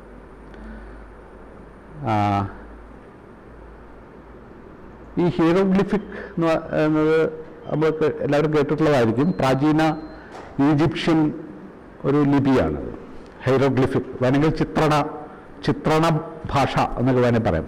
ചിത്രങ്ങളിലൂടെ ആശയം കൈമാറുന്ന ഭാഷയാണത്. ഭാഷ എന്ന് പറയാൻ പറ്റുമെന്നറിയില്ല, നമ്മൾ ഭാഷ എന്ന് വിളിക്കുകയാണെങ്കിൽ ഹൈറോഗ്ലിഫിക് ആയിട്ടുള്ള ലാംഗ്വേജ്. ഇപ്പം മേശ എന്ന് ഞാൻ എഴുതുന്നതിന് പകരം മേശ വരച്ചു വയ്ക്കാൻ നിൽക്കുക. അപ്പം നമുക്ക് മേശയെ സൂചിപ്പിക്കുന്ന ഒരു വാക്ക് മേശ എന്നുള്ളതുണ്ട്. ടേബിൾ എന്നുള്ളൊരു വാക്ക് നമ്മൾ ഒരു സിമ്പിൾ ഉപയോഗിച്ചിട്ടാണ് നമ്മൾ മേശ എന്നുള്ള അർത്ഥം നമ്മൾ കമ്മ്യൂണിക്കേറ്റ് ചെയ്യുന്നത്. ഇങ്ങനെ വെച്ചാൽ ഇതൊരു ഭാഷയായിട്ട് സങ്കല്പിക്കാറ് നമുക്കറിയില്ല ഒരു ഭാഷ എന്നുള്ള രീതിയിലാണോ അത് ചിത്രമാണോ ഭാഷ എന്നാണ് തിരിച്ചറിയാൻ നമുക്ക് പറ്റില്ല. ഓക്കെ, അപ്പോൾ ഒരു പ്രാചീന ഈജിപ്ഷ്യൻ ഇതനുസരിച്ച് കുറേ ചിത്രങ്ങൾ ഇങ്ങനെ വരിയായിട്ട് കുറേ ചിത്രങ്ങൾ ഉണ്ട്. ഓക്കെ, മേശ എന്ന് പറയുന്നതിന് പറഞ്ഞാൽ മേശയുടെ ചിത്രം തന്നെ അവിടെ. ഓക്കെ, മുയൽ എന്ന് പറയുന്നതിന് മുയലിൻ്റെ ചിത്രം തന്നെ അവിടെ ഉണ്ടാവുക. ഓക്കെ, ഇതാണ് ഹീറോഗ്ലിഫിക് ലാംഗ്വേജ് പറയുന്നത്. മാർക്സ് പറഞ്ഞൊരു കാര്യം നിങ്ങൾ ശ്രദ്ധിച്ചെന്ന് എനിക്കറിയില്ല, ഈ കമോഡിറ്റി ഇതേപോലൊരു സംഗതിയാണ് എന്നാണ്. ഓക്കെ, ഒരു ഹൈറോഗ്ലിഫിക് ആയിട്ടുള്ളൊരു ലാംഗ്വേജ് ആയിട്ട് അതിനെ ഉപമിക്കുകയാണ്. എന്താണ് അതിൻ്റെ അനാലജിയുടെ ഒരു ഇൻട്രസ്റ്റിംഗ് ആയിട്ടുള്ളൊരു വശം എന്ന് പറഞ്ഞാൽ, ഇപ്പോൾ ഹീറോഗ്ലിഫിക് ലാംഗ്വേജിലുള്ള ഒരു ഇമേജ്, ഒരു ചിത്രം, ആ ചിത്രം ഒറ്റ നോട്ടത്തിൽ വളരെ വ്യക്തമാണ്. മേശ വരച്ച മേശയാണല്ലോ അതിൻ്റെ അർത്ഥം. മേശ എന്നുള്ള വാക്കിനാണ് കുറച്ചും കൂടി ദുരൂഹതയുള്ളത്. മേശ എന്നുള്ള വാക്ക് പിന്നെ ആ ഭാഷ അറിയുന്ന ആൾക്കാർക്ക് മാത്രമേ അത് മേശയാണെന്ന് പിടികിട്ടൂ, അല്ലേ? നേരത്തെ മേശ വരച്ച് വെച്ചാൽ ഏത് ഭാഷയിലുള്ള ആൾക്കാർക്ക് അത് വരച്ചത് മേശയാണെന്ന് അറിയാമല്ലോ. അപ്പോൾ സത്യത്തിൽ ഹീറോഗ്ലിഫിക് ലാംഗ്വേജിൽ ഒരു ദുരൂഹതയില്ല. ഓക്കെ, അത് വളരെ വ്യക്തമാണ്. അത് എന്തിനാണ് സൂചിപ്പിക്കുന്നത് അത് തന്നെയാണ് അവിടെ വരച്ചു വെച്ചിട്ടുള്ളത്. ഓക്കെ, പക്ഷേ എന്താണ് അർത്ഥം നിങ്ങൾക്ക് മനസ്സിലാവില്ല, അല്ലേ? ഇവരിപ്പോൾ എന്തിനാണ് ഇത് വരച്ചു വെച്ചിരിക്കുന്നത്? മേശ എന്നുള്ളത് മേശയെ അതേപടി വരയ്ക്കാതെ ചിത്രം വരച്ചാൽ പോരെ. ഒരു ഭാഷയാണെങ്കിൽ എന്തോ ഒന്ന് കൺവേ ചെയ്യാൻ വേണ്ടിയിട്ടാണ് ചെയ്തിട്ടുള്ളത്. ഓക്കെ, ഇപ്പോൾ മുയൽ എന്ന് പറഞ്ഞാൽ മുയൽ ഓടുന്നു, മുയൽ എന്തോ ചെയ്യുന്നു എന്നൊക്കെ ആയിരിക്കും അതിൻ്റെ അർത്ഥം വരുന്നത്. അത് നിങ്ങൾക്ക് ഇൻ്റർപ്രറ്റ് ചെയ്യാൻ പറ്റില്ല ഈ ചിത്രങ്ങൾ നോക്കിയിട്ട്. ഓക്കെ, ഈ ഹീറോഗ്ലിഫിക് ലാംഗ്വേജിൻ്റെ സ്വഭാവമാണ് കമോഡിറ്റിക്കില്ല എന്നാണ് മാർക്സിൻ്റെ അനാലജി. അത് വളരെ മനോഹരമായിട്ടുള്ള അനാലജിയാണ്. കാരണം വെച്ചാൽ നിങ്ങളുടെ മുമ്പിലിരിക്കുന്ന മേശയാണെന്ന് നിങ്ങൾക്ക് തോന്നുക. അതായത് നിങ്ങളുടെ മുമ്പിലുള്ളത് കമോഡിറ്റി എന്നുള്ള നിലയ്ക്കുള്ള മേശ. ഓക്കെ, നിങ്ങൾ ഉപയോഗിക്കുന്നൊരു മേശയായിട്ട് നിങ്ങൾക്ക് തോന്നും. സത്യത്തിൽ നിങ്ങൾ ഉപയോഗിക്കുന്ന മേശയല്ല അത് മാർക്കറ്റിൻ്റെ ഒരു പ്രോപ്പർട്ടിയാണ്. ഇതാണ് മാർക്സ് പറഞ്ഞതിൻ്റെ അർത്ഥം. അതിൻ്റെ വാല്യൂ എന്ന് പറയുന്നത് മാർക്കറ്റിൻ്റെ വാല്യൂ ആണ്, അല്ലാണ്ട് ഉപയോഗമൂല്യമല്ല അതിൻ്റെ മൂല്യം എന്ന് പറയുന്നത്. പക്ഷെ തോന്നിപ്പിക്കുക എങ്ങനെയാണ്? അത് ഈ പറഞ്ഞ ഹീറോഗ്ലിഫിക് ലാംഗ്വേജ് നിങ്ങളെ ഇതാണത് എന്ന് പറയുന്നത് പോലെ നിങ്ങൾക്ക് ഈ മേശ എന്ന് പറഞ്ഞാൽ ഉപയുക്തതയുള്ള ഒരു വസ്തുവായിട്ട് നിങ്ങൾക്ക് തോന്നാണ്. ഓക്കെ, ഉപയുക്തതയുള്ള ഉപയോഗമൂല്യമുള്ള നിങ്ങൾക്ക് ഉപയോഗിക്കാൻ കഴിയുന്ന ഒരു വസ്തുവായിട്ട് അത് തോന്നിക്കുകയാണ് അത് ചെയ്യുന്നത്. സത്യത്തിൽ അതിൻ്റെ വാല്യൂ എന്ന് പറഞ്ഞാൽ കമോഡിറ്റിയുടെ വാല്യൂ, അത് നിങ്ങൾ നിർണ്ണയിച്ച വാല്യൂ അല്ല. ഓക്കെ, ആ വാല്യൂ എന്ന് പറയുന്നത് ഈ നേരത്തെ നമ്മൾ പറഞ്ഞ പോലെ ഒരു ഫെറ്റിഷിസ്റ്റിക് ആയിട്ടുള്ളൊരു വാല്യൂ അത്, അല്ലേ? അപ്പോൾ എന്തുകൊണ്ടാണ് വാല്യൂവിനെ ഭാഷയുമായിട്ട് ചേർത്ത് വെച്ച് മാർക്സ് നോക്കുന്നത് എന്നുള്ളത് വളരെ കൗതുകകരമായ ഒരു സംഗതിയാണ്. ഭാഷയുടെ തന്നെ പ്രത്യേകത എന്താ? മാർക്സ് വേറെ ഇതിലൊരു ഒറ്റ സെന്റൻസ് ഇങ്ങനെ പറയുന്നുണ്ട്. For to stamp an object of utility as a value is just as much a social product as language. അതായത് ഇപ്പം ഭാഷയെ പറ്റിയിട്ട് നമ്മൾ പറയുന്ന ഭാഷ പോലെയാണ് വാല്യൂ എന്നാണ് മാർക്സ് പറഞ്ഞതിൻ്റെ ചുരുക്കം. ഭാഷ നമുക്കറിയാം, മനുഷ്യർ തമ്മിൽ ഉള്ള ഇടപാടുകൾ ഉണ്ടെങ്കിൽ മാത്രമേ ഭാഷയുള്ളൂ. മനുഷ്യർ തമ്മിലുള്ള ഏതെങ്കിലും തരത്തിലുള്ള ഇടപാടുകൾ ഉണ്ടെങ്കിൽ മാത്രമാണ് ഭാഷ എന്ന് പറയുന്നുള്ളൂ, അല്ലേ? ഇൻട്രാക്ഷൻ ഇല്ലെങ്കിൽ ഭാഷയില്ല. ഇപ്പം ഒരു വാക്കിൻ്റെ അർത്ഥം എന്ന് പറയുന്നത് വസ്തുവിലുണ്ട് എന്ന് നമ്മൾ സങ്കല്പിക്കാതിരിക്കുക. മരം എന്ന് പറഞ്ഞാൽ മരമാണ് എന്ന് വിചാരിക്കുക. കസേര എന്ന് പറഞ്ഞാൽ കസേരയാണ്. ഓക്കെ, സത്യത്തിൽ കസേര എന്ന് പറയുന്ന വാക്ക് ഈ കസേര എന്ന് പറയുന്ന വസ്തുവായിട്ട് യാതൊരു ബന്ധമില്ല, അല്ലേ? നമുക്കറിയാവുന്ന ഒരു കാര്യമാണ്. ഇപ്പോൾ സ്ട്രക്ചറലിസ്റ്റ് രീതിയിലൊക്കെ നോക്കുകയാണെങ്കിൽ അതിൻ്റെ സൂചിതയുമായിട്ട് യാതൊരു ബന്ധമില്ലല്ലോ ഇത്. അല്ലെങ്കിൽ സൂചിത എന്ന് പറഞ്ഞാൽ ഈ വസ്തുക്കളുടെ അർത്ഥത്തിലല്ല ഞാൻ പറഞ്ഞത്. ഒരു വാക്കിൻ്റെ അർത്ഥം എന്ന് പറഞ്ഞാൽ ആ വാക്കിൻ്റെ അർത്ഥം വസ്തുവിൽ കുടികൊള്ളുന്ന ഒന്നല്ല, അല്ലേ? അത് ഇൻ്ററാക്ഷന് വേണ്ടി മനുഷ്യർ തമ്മിലുള്ള ഇൻ്ററാക്ഷനിലൂടെയാണ് ഭാഷ. ഇൻ്ററാക്ഷൻ ഇല്ലെങ്കിൽ ഭാഷയില്ല. പക്ഷെ ഭാഷ നിങ്ങളുടെ മുമ്പിൽ എങ്ങനെ പറയുന്നത് സ്വമേധയാ ഒരു ചില വാല്യൂ ഉണ്ടെന്നുള്ള പോലെയാണ്. വാക്കുകൾക്കൊക്കെ സ്വമേധയാ ഒരു വാല്യൂ ഉള്ള പോലെ. ഓക്കെ, വാക്കുകൾ എന്ന് പറയുന്നത് വസ്തുക്കളിൽ നിഹിതമാണ് എന്ന് നമുക്ക് തോന്നിപ്പിക്കുന്ന പോലെയാണ് മൂല്യങ്ങൾ പെരുമാറുന്നതെന്നാണ് മാർക്സിൻ്റെ ഈ ഇതിലുള്ള അർത്ഥം. അത് മനസ്സിലാക്കാൻ ഇത്തിരി പ്രയാസമായതുകൊണ്ടാണ് ഞാനതൊന്ന് ദീർഘമായിട്ട് പറഞ്ഞത്. എന്തുകൊണ്ടാണ് ഈ ഹൈറോഗ്ലിഫിക് ലാംഗ്വേജുമായിട്ട് ഇതിനെ കമ്പയർ ചെയ്യുന്നതെന്നുള്ളത് പറഞ്ഞു. റോബിൻസൺ ക്രൂസോൻ്റെ കഥയിലേക്ക് മാർക്സ് വരുന്ന ഭാഗം അതുകൂടി പറഞ്ഞാൽ നമുക്ക് നിർത്താം. നമുക്കറിയാം, ഡാനിയൽ ഡെഫോൻ്റെ റോബിൻസൺ ക്രൂസോ എന്ന് പറയുന്നത് മാർക്സ് ജീവിച്ചതിനും വളരെ മുമ്പ് 1750 1719 ഒന്നാലോചിച്ച് നോക്കുക. ആദ്യത്തെ ഒരുപക്ഷെ ഏതാണ്ട് ലക്ഷണങ്ങളൊക്കെ ഉള്ള ആദ്യത്തെ നോവൽ, ഇംഗ്ലീഷ് നോവൽ എന്ന് പോലും ചിലർ പറയുന്ന ഒരു ഇതാണ് റോബിൻസൺ ക്രൂസോവിൻ്റെ സ്റ്റോറി, ഡാനിയൽ ഡെഫോൻ്റെ. അതൊരു ട്രാവലേജ് പോലെയാണ് എഴുതിയിട്ടുള്ളത് നമുക്കറിയാം. റോബിൻസൺ ക്രൂസോ ആണ് അതിൻ്റെ ക്യാരക്ടർ. അപ്പോൾ റോബിൻസൺ ക്രൂസോൻ്റെ കഥ നമുക്കറിയാം. ഒരു കപ്പൽ ക്ഷേത്രത്തിൽപ്പെട്ട് ഒരു ദ്വീപിൽ വന്നപ്പെടുന്നു. ഒരു 10-28 കാലം അയാൾ ദ്വീപിൽ ഒറ്റയ്ക്ക് ജീവിക്കുകയാണ്. ഓക്കെ, സംഭവം അയാൾ ജീവിക്കുന്നു. ഇതാണ് കഥ. അപ്പോൾ അവിടെ നടക്കുന്ന ചില അഡ്വഞ്ചേഴ്സും ഒക്കെയാണ് ഇതിൻ്റെ കഥ എന്ന് പറയുന്നത്. അപ്പോൾ അവിടെ അയാൾ ഈ കപ്പലിൽ നിന്നൊക്കെ എങ്ങനെ കുറച്ച് സാധനങ്ങൾ, ചില ആയുധങ്ങൾ, ഒരു എന്താ പറയുക,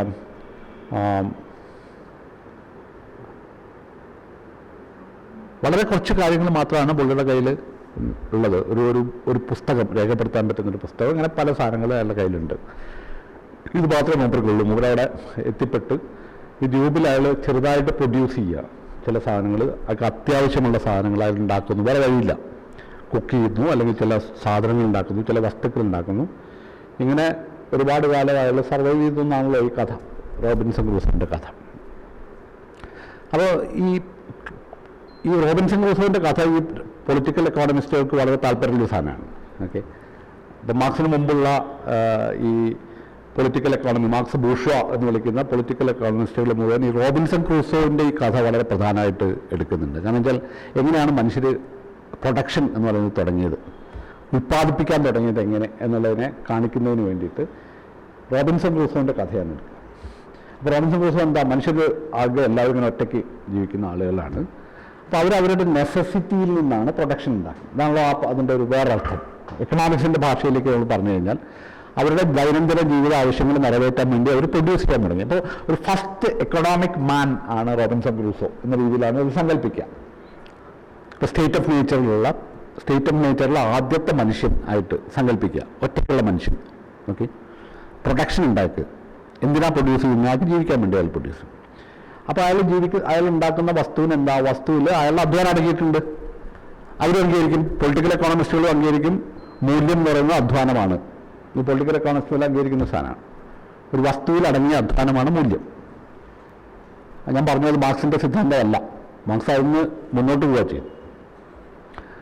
അപ്പോൾ റോബിൻസൺ ക്രൂസോ ഉണ്ടാക്കുന്ന പ്രൊഡക്റ്റിലൊക്കെ അധ്വാനമുണ്ട്. അയാളുടെ അധ്വാനം അതിൽ അല്ലേ മൂർത്തഭാവത്തിൽ അതിലുണ്ട്. അതിലുണ്ടാക്കുന്ന ഓരോ ഒബ്ജക്റ്റിലും അതുണ്ട്. അപ്പോൾ പൊളിറ്റിക്കൽ എക്കോണമിസ്റ്റുകളുടെ അഭിപ്രായത്തിൽ ഇങ്ങനെയാണ് മനുഷ്യർ പ്രൊഡ്യൂസ് ചെയ്യുന്നത്. ഓക്കെ, അവരുണ്ടാക്കുന്ന വസ്തുവിൽ അതിൻ്റെ മൂല്യമുണ്ട്. ഓക്കെ, അതിൻ്റെ മൂല്യത്തെ നിർണ്ണയിക്കുന്നത് അവരുടെ അധ്വാനമാണ്. മാത്രമല്ല ഈ റോബിൻസൺ ക്രൂസോ അയാളുടെ അധ്വാനത്തിൻ്റെ സമയം, ഈ ദ്വീപിൽ അയാളുടെ അധ്വാനത്തിൻ്റെ സമയമൊക്കെ രേഖപ്പെടുത്തുന്ന രീതിയിൽ അങ്ങനെ ഒരു ക്ലോക്ക് ഉണ്ടാക്കുകയും ചെയ്യുന്നുണ്ട്. ഓക്കെ, വിചിത്രമായ ഒരു കഥയാണിത്. ഒരു പ്രത്യേക സമയത്തെ ക്രമീകരിക്കുന്ന ഒരു സിസ്റ്റം മൂപ്പർ അവിടെ തന്നെ ഉണ്ടാക്കുകയും ചെയ്യുന്നുണ്ട്. അതായത് എത്ര സമയം അധ്വാനിച്ചു എന്നൊക്കെ ചെയ്യാൻ വേണ്ടിയിട്ട് ദ്വീപിൽ അങ്ങനെ ഉണ്ടാക്കുന്നതാണ് കഥ. അപ്പം ഈ അധ്വാനം അയാൾ ഉണ്ടാക്കുന്ന വസ്തുവിൽ അടങ്ങിയിട്ടുണ്ട്. അപ്പോൾ ഈ കഥയുടെ ഒരു ഘട്ടം കഴിയുമ്പോൾ അവിടുത്തെ ഒരു നേറ്റീവുമായിട്ട് ഇയാൾ കണ്ടുമുട്ടുന്നുണ്ട്. റോബിൻസൺ ക്രൂസോ അയാളുടെ ജീവിതത്തിനിടയ്ക്ക് അവിടുത്തെ ഒരു ആള്, അയാളുടെ പേര് ഫ്രൈഡേ എന്നാണ്. ഫ്രൈഡേ എന്നുള്ള പേര് പിന്നെ റോബിൻസൺ ക്രൂസോ കൊടുക്കുന്ന പേരാണ്. കാരണം ഇവർ കണ്ടത് ഫ്രൈഡേ ആണെന്നാണ് ഈ സങ്കല്പം. ഈ സമയത്തിൻ്റെ ഇതെന്ന് വെച്ചിട്ട് മൂപ്പർ കണക്കാക്കിയിട്ട് ഫ്രൈഡേ ആണ് കണ്ടത്. അതുകൊണ്ട് ഫ്രൈഡേ എന്നുള്ള പേരാണ് മൂപ്പർക്കുന്നത്. ഈ ഫ്രൈഡേ വരുന്നത് വരെ അയാൾ വേറെ മനുഷ്യരായിട്ട് ബന്ധമില്ല. ഓക്കെ, ഫ്രൈഡേ വന്നതിന് ശേഷമാണ് ഫ്രൈഡേയും ഇയാളും തമ്മിൽ ചില വിനിമയങ്ങളുണ്ടാകും. ഫ്രൈഡേയെ ഭാഷ പഠിപ്പിക്കുകയൊക്കെ ചെയ്യുന്നുണ്ട് റോബിൻസൺ ക്രൂസോ. അവിടെ മാത്രമാണ് ഈ ഉണ്ടാക്കിയ വസ്തുക്കൾ അങ്ങോട്ടും ഇങ്ങോട്ടും കൈമാറുക എന്നുള്ളൊരു സിസ്റ്റം ഉണ്ടാവും. അപ്പോൾ ഈ പൊളിറ്റിക്കൽ എക്കോണമിസ്റ്റുകൾ പറയുന്ന അനുസരിച്ചാണെങ്കിൽ മനുഷ്യർ നെസസിറ്റിയുടെ ഭാഗമായിട്ട് പ്രൊഡ്യൂസ് ചെയ്യുന്നു. ആ പ്രൊഡ്യൂസ് ചെയ്ത വസ്തുവിൽ വാല്യൂ ഉണ്ട്. ആ വാല്യൂ വേറൊരാൾ വരുമ്പോൾ നിങ്ങൾ കൈമാറുന്നു. ഇതാണ് വിനിമയ മൂല്യം. ഇതാണ് പൊളിറ്റിക്കൽ എക്കോണമിസ്റ്റുകളുടെ ഭാഷയിൽ വിനിമയ മൂല്യം എന്ന് പറഞ്ഞാൽ ഇതാണ്. ഓക്കെ, ഉപയോഗമൂല്യമുള്ള വസ്തു വിനിമയം ചെയ്യുമ്പോൾ അതിന് വിനിമയ മൂല്യം ഉണ്ടാവും. അത്ര സിമ്പിളാണ്. നമ്മളതല്ല എന്നാണ് വേറെ ഇപ്പം വാദിച്ചത്. മാർക്സിൻ്റെ സിദ്ധാന്തം അനുസരിച്ച് അതങ്ങനെയല്ല എന്നുള്ളതാണ്. അപ്പം റോബിൻസൺ ക്രൂസോൻ്റെ കഥ അനുസരിച്ച് നോക്കുകയാണ്. മാർക്സ് പറയുന്നത് അവിടെ എന്താ പ്രൊഡക്ഷൻ. റോബിൻസൺ ക്രൂസോൻ്റെ പ്രൊഡക്ഷൻ എന്ന് പറഞ്ഞാൽ വളരെ സിമ്പിളാണ്. അയാൾക്ക് വേണ്ട സാധനങ്ങൾ ഉണ്ടാക്കുന്നു, ഭക്ഷണം ഉണ്ടാക്കുന്നു, അല്ലെങ്കിൽ ഓരോ പിടിക്കുന്നു, വേട്ടയാടിയിട്ട് പിടിക്കുന്നു, അല്ലെങ്കിൽ ഒരു സാധനം കുക്ക് ചെയ്യുന്നു, ഒരു വസ്തു ഉണ്ടാക്കുന്നു. വളരെ സിമ്പിളായിട്ടുള്ളൊരു സാധനമാണ്. അവിടെ ഒരർത്ഥത്തിൽ പറഞ്ഞാൽ ഉപയോഗമൂല്യം മാത്രമേ ഉള്ളൂ വസ്തുവിന്. വിനിമയ മൂല്യം എന്ന് പറഞ്ഞ സംഭവം പ്രശ്നം ഉദിക്കുന്നേ ഇല്ല അല്ലേ. വളരെ സിമ്പിളാണ് അവിടുത്തെ പ്രൊഡക്ഷൻ എന്ന് പറഞ്ഞാൽ. ഏറ്റവും സിമ്പിളായിട്ടുള്ളൊരു പ്രൊഡക്ഷൻ രീതിയാണത്. ഉൽപാദന ക്രിയയാണ്, ഉൽപാദന പ്രവൃത്തിയാണത്. മേക്കിങ്ങിൻ്റെ ഏറ്റവും സിമ്പിൾ ഫോം ഓഫ് മേക്കിംഗ് ആണ് വേണമെങ്കിൽ റോബിൻസൺ ക്രൂസോൻ്റെ ഈ കഥയിൽ ഉള്ളത്. ഇനി മാർക്സ് ചെയ്യുന്നത് ഒരു തോട്ട് എക്സ്പെരിമെൻ്റ് നടത്താണ്. ഈ റോബിൻസൺ ക്രൂസോ വേറെ ചില സ്ഥലങ്ങളിലാണ് എത്തിപ്പെട്ടതെന്ന് വിചാരിക്കുക. ഓക്കെ, ഇങ്ങനൊരു ഐലൻഡിലല്ല. ഓക്കെ, ഇത് മാർക്സിൻ്റെ തോട്ട് എക്സ്പെരിമെൻ്റാണ് ശരിക്കും. വേറൊരു സാധനം സങ്കല്പിക്കാം. ഇയാൾ എത്തിപ്പെട്ടത് യൂറോപ്പിലെ ഒരു മധ്യയുഗത്തിൽ ആണെന്ന് വിചാരിക്കാം. ഓക്കെ, യൂറോപ്പിലെ മധ്യയുഗത്തിൽ ഇപ്പം നമ്മൾ പറയുന്ന ഒരു ഫ്യൂഡൽ എന്നൊക്കെ വിളിക്കുന്ന ജന്മിത്തം എന്ന് നമ്മൾ വിളിക്കുന്ന ജന്മിത്തല്ല അവിടെ സർഫ് എന്ന് പറയുന്ന ഒരു സിസ്റ്റത്തിൻ്റെ ഉള്ളിലേക്കാണ് റോബിൻസൺ ക്രൂസോ എത്തിപ്പെട്ടതെന്ന് വിചാരിക്കുക. എങ്ങനെയായിരിക്കും അവിടുത്തെ ഒരു പ്രൊഡക്ഷൻ്റെ രീതി എങ്ങനെയായിരിക്കും? ഒരു തോട്ട് എക്സ്പെരിമെൻ്റ് ആണ്, ഒരു ചിന്താപരമായ പരീക്ഷണമാണ്. അപ്പോൾ അവിടെ സ്വാഭാവികമായിട്ട് അവിടെ പിന്നെ റോബിൻസൺ ക്രൂസോമാർ അവിടെ ആളുകളുണ്ട്. ഓക്കെ, അവിടെ ഒറ്റയ്ക്കല്ല അയാൾ. കാരണം അവിടെ ആളുകൾ, ഈ ആളുകളുടെ പ്രത്യേകത എന്ന് പറഞ്ഞാൽ അവരൊന്നും ഒറ്റയ്ക്കല്ല. ഓക്കെ, അവരൊന്നും ഇൻഡിപെൻഡൻ്റ് അല്ല, ഇൻഡിവിജ്വൽ അല്ല അവരൊന്നും. കാരണം ഇൻഡിവിജ്വൽ എന്ന് പറഞ്ഞൊന്നും രൂപപ്പെട്ടില്ല മധ്യയുഗത്തിൽ നോക്കിക്കഴിഞ്ഞാൽ. ഇൻഡിവിജ്വൽ എന്ന് പറഞ്ഞാൽ നിങ്ങൾക്ക് സ്വന്തം നിലനിൽപ്പ് ഉണ്ടെങ്കിൽ മാത്രമേ ഇൻഡിവിജ്വൽ ആവുന്നുള്ളൂ. ഇൻഡിവിജ്വേഷൻ നടക്കണമല്ലോ, വ്യതിരിക്തമായിട്ട് നിൽക്കാൻ കഴിയണം. വ്യക്തി എന്ന് പറഞ്ഞാൽ വ്യതിരിക്തമായിട്ട് നിൽക്കുന്നതാണ്. അങ്ങനെ വ്യതിരിക്തത ഇല്ല. കാരണം സെർഫ് എന്ന് പറയുന്നതും പിന്നെ അടിമ എന്ന് പറയുന്ന ഉടമയെ ആശ്രയിച്ചാണ് നിൽക്കുന്നത്, ഉടമ അടിമയെ ആശ്രയിച്ചാണ് നിൽക്കുന്നത്. എല്ലാവരും പരസ്പരം എല്ലാവരും ഡിപ്പെൻഡൻറ്റ് ഇൻഡിവിജ്വൽസാണ്, ഡിപ്പെൻഡൻറ്റ് പേഴ്സൺസാണ്. ഇൻഡിപെൻഡൻ്റ് എല്ലാവരും ഒക്കെ പരസ്പരം ആശ്രിതമായിട്ട് നിൽക്കുന്ന ഒരു സിസ്റ്റത്തിൻ്റെ ഉള്ളിലേക്ക്, യൂറോപ്പിലെ മധ്യയുഗത്തിലെ ഒരു സമൂഹത്തിലേക്കാണ് റോബിൻസൺ ക്രൂസോ എത്തിയതെങ്കിൽ അവിടുത്തെ പ്രൊഡക്ഷൻ രീതി വ്യത്യസ്തമായിരിക്കും. ഓക്കെ അല്ലേ? അവിടെ ഒറ്റയ്ക്കല്ല, എല്ലാവരും തമ്മിൽ ഈ പരസ്പരം ബന്ധപ്പെട്ട് നടക്കുന്ന പ്രൊഡക്ഷൻ്റെ സ്വഭാവം എന്തായിരിക്കും? സ്വാഭാവികമായിട്ടും അവിടുത്തെ പ്രൊഡക്ഷൻ്റെ രീതി എന്ന് പറഞ്ഞാൽ മാർക്സ് പറഞ്ഞ service in kind and payment in kind എന്നാണ്. ഓക്കെ, പൈസ ആയിട്ടല്ല അവിടെ കാര്യങ്ങൾ കൊടുക്കുന്നത്. ഇപ്പം നമ്മളുടെ ജന്മി സമ്പ്രദായത്തിലാണെങ്കിൽ നിങ്ങൾ ഭൂമി പാട്ടത്തിനെടുത്തിട്ട് നിങ്ങളതിൽ അധ്വാനിച്ചിട്ട് നിങ്ങളതിൻ്റെ ഒരു വിഹിതം അവിടെ കൊടുക്കുക, അങ്ങോട്ട് തിരിച്ചു അങ്ങോട്ട് കൊടുക്കുക ചെയ്യുന്നത്. ഓക്കെ ഓക്കെ, അത് വിഹിതം എന്താ കൊടുക്കുന്നത്? നെല്ലാണ് കൊടുക്കുന്നത്, അല്ലെങ്കിൽ നിങ്ങൾ ഉണ്ടാക്കിയ വസ്തുവിൻ്റെ ഒരു വിഹിതമാണ് കൊടുക്കുന്നത്. അപ്പോൾ ഈ കൊടുക്കൽ വാങ്ങൽ എന്ന് പറഞ്ഞ വസ്തുക്കളാണ് കൈമാറുന്നത് അല്ലേ? സർവീസും in kind and payment in kind, ഇതാണ് ആ സിസ്റ്റം എന്ന് പറയുന്നത്. ഈ സിസ്റ്റത്തിൽ എന്താണ്? ഈ സിസ്റ്റത്തിലും വസ്തുവിന് വിനിമയ മൂല്യം എന്ന് പറഞ്ഞൊരു സാധനമില്ല. ഓക്കെ, വസ്തുവിന് വിനിമയ മൂല്യമുള്ള വസ്തുക്കളല്ലാതെ. അവിടെയും പ്രൊഡക്ഷൻ എന്ന് പറയുന്നതും അവിടെ നടക്കുന്ന വിനിമയം എന്ന് പറയുന്നത് വളരെ സിമ്പിളാണ്. അതിന് ഒരു കോംപ്ലക്സിറ്റി ഇല്ല. മാർക്സ് ഈ പറയുന്ന ഒരു നിഗൂഢത അതിനില്ല. ഓക്കെ, ഈ പറഞ്ഞ ഫെറ്റിഷിസ്റ്റിക് ആയിട്ടുള്ളൊരു ക്യാരക്ടർ അതിനില്ല, ഒരു നിഗൂഢതയും ഇല്ല. വളരെ ട്രാൻസ്പെറൻ്റ് ആണ് അല്ലേ? വളരെ സുതാര്യമായ ഒരു പിന്നെ എന്താ പറയുക ക്രയവിക്രയമാണ്, വിനിമയ സമ്പ്രദായവും ഉൽപ്പാദന സമ്പ്രദായവുമാണ് അവിടെ ഉണ്ടാവും. ഇനി റോബിൻസൺ ക്രൂസോ വേറൊരു സ്ഥലത്താണ് എത്തിപ്പെട്ടതെന്ന് വയ്ക്കുക. അവിടെ ഉള്ളത് ഒരു പൊതു ഉടമ സമ്പ്രദായമാണെന്ന് വയ്ക്കുക. അവിടെ ഉൽപ്പാദന ഉപാധികൾ പൊതു നിയന്ത്രണത്തിലാണ് എന്ന് വയ്ക്കുക. ആളുകൾ ഉൽപ്പാദിപ്പിക്കുക. വേണമെങ്കിൽ സോഷ്യലിസത്തിൻ്റെ ഒരു സങ്കല്പം എന്ന് പറയാം. ഉൽപ്പാദന മീൻസ് ഓഫ് പ്രൊഡക്ഷൻ എന്ന് പറയുന്നത്, ഇൻസ്ട്രുമെൻറ്റ്സ് ഓഫ് പ്രൊഡക്ഷൻ എന്ന് പറയുന്നത് ആരുടെയും സ്വത്തല്ല, സ്വകാര്യ സ്വത്തില്ല, അത് പൊതു ഉടമസ്ഥതയിലാണ്. ഓക്കെ, അങ്ങനെ ഒരു സമ്പ്രദായത്തിൽ റോബിൻസൺ ക്രൂസോമാർ എന്തായിരിക്കും ചെയ്യുന്നുണ്ടാവുക? അവർ പ്രൊഡ്യൂസ് ചെയ്യുന്നുണ്ട്. ഓക്കെ, അവരുടെ പ്രൊഡക്ഷൻ്റെ രീതി എങ്ങനെയായിരിക്കും? അവരുടെ പ്രൊഡക്ഷൻ്റെ ആ ആക്ടിവിറ്റി ഓഫ് പ്രൊഡക്ഷന് രണ്ട് തല ഉണ്ടാവും. ഒന്ന് അവർ നിലനിൽക്കാൻ വേണ്ടി അത് പ്രൊഡ്യൂസ് ചെയ്യും. അവരുണ്ടാക്കുന്ന വസ്തുവിൻ്റെ ഒരു വിഹിതം എന്ന് പറഞ്ഞാൽ അവർക്ക് ഉണ്ണാനുള്ള ഭക്ഷണമായിരിക്കും അത്. ഓക്കെ, മറ്റൊരു വിഹിതം എന്ന് പറഞ്ഞാൽ എന്താ? മറ്റൊരു വിഹിതം എന്ന് പറഞ്ഞത് മറ്റുള്ളവർക്കുണ്ട്. മറ്റുള്ളവർക്ക് ഇൻ ദ സെൻസ് ഈ പുതിയ ഫ്രഷ് ആയിട്ടുള്ള ഉൽപ്പാദന സാമഗ്രികൾ ഓക്കെ ഉണ്ടാക്കാനും ഒക്കെ ആയിട്ട് നിങ്ങളുടെ വരുമാനത്തിൻ്റെ ഒരു വിഹിതം അതിലേക്ക് പോകുന്നു. ഓക്കെ, ഇതാണല്ലോ. അവിടെയും വളരെ സിമ്പിളാണ്. മനസ്സിലാക്കുന്നത് വളരെ സിമ്പിളായിട്ടുള്ള, വളരെ സുതാര്യമായ, വളരെ വ്യക്തമായ ഒരു ഉൽപ്പാദന വിതരണ സമ്പ്രദായമായിരിക്കും അവിടെ ഉണ്ടാവുക. ഓക്കെ, അതിലൊരു കോംപ്ലക്സിറ്റി ഇല്ല, അതിലൊരു ഒരു ഒരു ഒരു നിഗൂഢതയും അതിൽ കാണില്ല. എപ്പോഴാണ് ഈ പ്രൊഡക്ഷൻ ഇത്ര കോംപ്ലക്സ് ആയിട്ടുള്ള, വളരെ സങ്കീർണമായിട്ടുള്ള ഈ നിഗൂഢത ഉൾക്കൊള്ളുന്ന ഒരു പ്രോസസ്സായി മാറുന്നത്? അത് റോബിൻസൺ ക്രൂസോ ഇവിടെ വന്നാൽ മാത്രമേ പറ്റൂ. അതായത് ഈ ഫെറ്റിഷിസ്റ്റിക് ആയിട്ടുള്ള പ്രൊഡക്ഷൻ്റെ ഒരു ഐലൻഡിൽ റോബിൻസൺ ക്രൂസോ എത്തിയാൽ മാത്രമേ ഇങ്ങനത്തെ ഒരു കോംപ്ലക്സിറ്റി ഈ പ്രൊഡക്ഷനും ഇതിനുണ്ടാവുള്ളൂ എന്നാണ് മാർക്സ് അതിൽ പറയുന്ന 3 തോട്ട് എക്സ്പെരിമെൻറ്റിലൂടെ പറയാൻ ശ്രമിക്കുന്ന ഒരു കാര്യം. ഒരു സൂചന കൂടി അതിൽ പറയുന്നത്, ഇപ്പോൾ ഫെറ്റിഷിസത്തിൻ്റെ ഒരു സ്വഭാവം ഇതാണ്. ഓക്കെ, നമ്മൾ നേരത്തെ പറഞ്ഞ പോലെ ഫെറ്റിഷിസം എന്ന് പറയുന്നതും നമ്മൾ ഐഡിയോളജി എന്ന് പറയുന്നത് പോലെ തന്നെ. ഐഡിയോളജി എന്ന് പറഞ്ഞാൽ നിങ്ങളുടെ കാഴ്ചപ്പാടിൻ്റെ തലവരിച്ചിൽ മാത്രമല്ല, കാഴ്ച വസ്തുവിൻ്റെ തലവരിച്ചിൽ കൂടിയാണ് എന്നാണ് മാർക്സ് പറഞ്ഞതിൻ്റെ ഒരു ചുരുക്കം എന്ന് ഞാൻ പറഞ്ഞു. കമോഡിറ്റിയുടെ തലവരിച്ചിൽ കൂടിയാണ് അത്. ഇതിൽ മാർക്സ് പറയുന്ന ഒരു കാര്യം, ഈ ഫെറ്റിഷിസം എന്ന് പറയുന്ന വസ്തുവിൻ്റെ പ്രശ്നം മാത്രമല്ല, തിയറിയും ഫെറ്റിഷിസ്റ്റിക് ആണ്. ഓക്കെ, ക്ലാസിക്കൽ പൊളിറ്റിക്കൽ എക്കോണമി എന്ന് പറയുന്നത് തന്നെ ഒരു ഫെറ്റിഷിസ്റ്റിക് മോഡ് ഓഫ് തിയറൈസിങ് ആണ്. അപ്പോൾ ഫെറ്റിഷിസം നമ്മൾ പറഞ്ഞാൽ എന്താ, വസ്തുവിന് കിട്ടിയ ഒരു ഫെറ്റിഷിസ്റ്റിക് ആയ സ്വഭാവം എന്നാണ് അല്ലേ. ഒരു മാന്ത്രികമായ ഭാവമെന്നോ മാന്ത്രികമായ സിദ്ധിയെന്നോ ദൈവികമായ സിദ്ധി എന്നൊക്കെ പറയാവുന്ന രീതിയിൽ അതീത സിദ്ധി വസ്തുവിനുണ്ടാവുന്നതിനെയാണ് നമ്മൾ ഫെറ്റിഷിസം എന്ന് വിളിച്ചതെങ്കിൽ, ഓക്കെ, നിങ്ങളുടെ തിയറി തന്നെ ഫെറ്റിഷിസ്റ്റിക് ആയിട്ട് മാറുന്നു. പൊളിറ്റിക്കൽ എക്കോണമിയുടെ തിയറി തന്നെ, അതിൻ്റെ സിദ്ധാന്ത രൂപം തന്നെ ഒരു ഫെറ്റിഷിസത്തെ ആവാഹിക്കുന്നുണ്ട്. അതുകൊണ്ട് ഫെറ്റിഷിസം ആവിഷ്ടമാണ് എന്നാണ് മാർക്സിൻ്റെ ഒരു വളരെ പ്രധാനപ്പെട്ട ഒരു കിട്ട്. എന്താണ് ഈ തിയറിയിലെ ഫെറ്റിഷിസം എന്ന് പറഞ്ഞാൽ?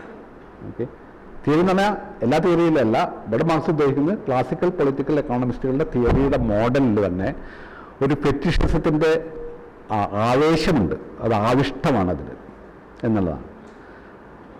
ഇത് നമ്മളെ സംബന്ധിച്ചിടത്തോളം വളരെ പ്രധാനപ്പെട്ട ഒരു പോയിന്റാണ്.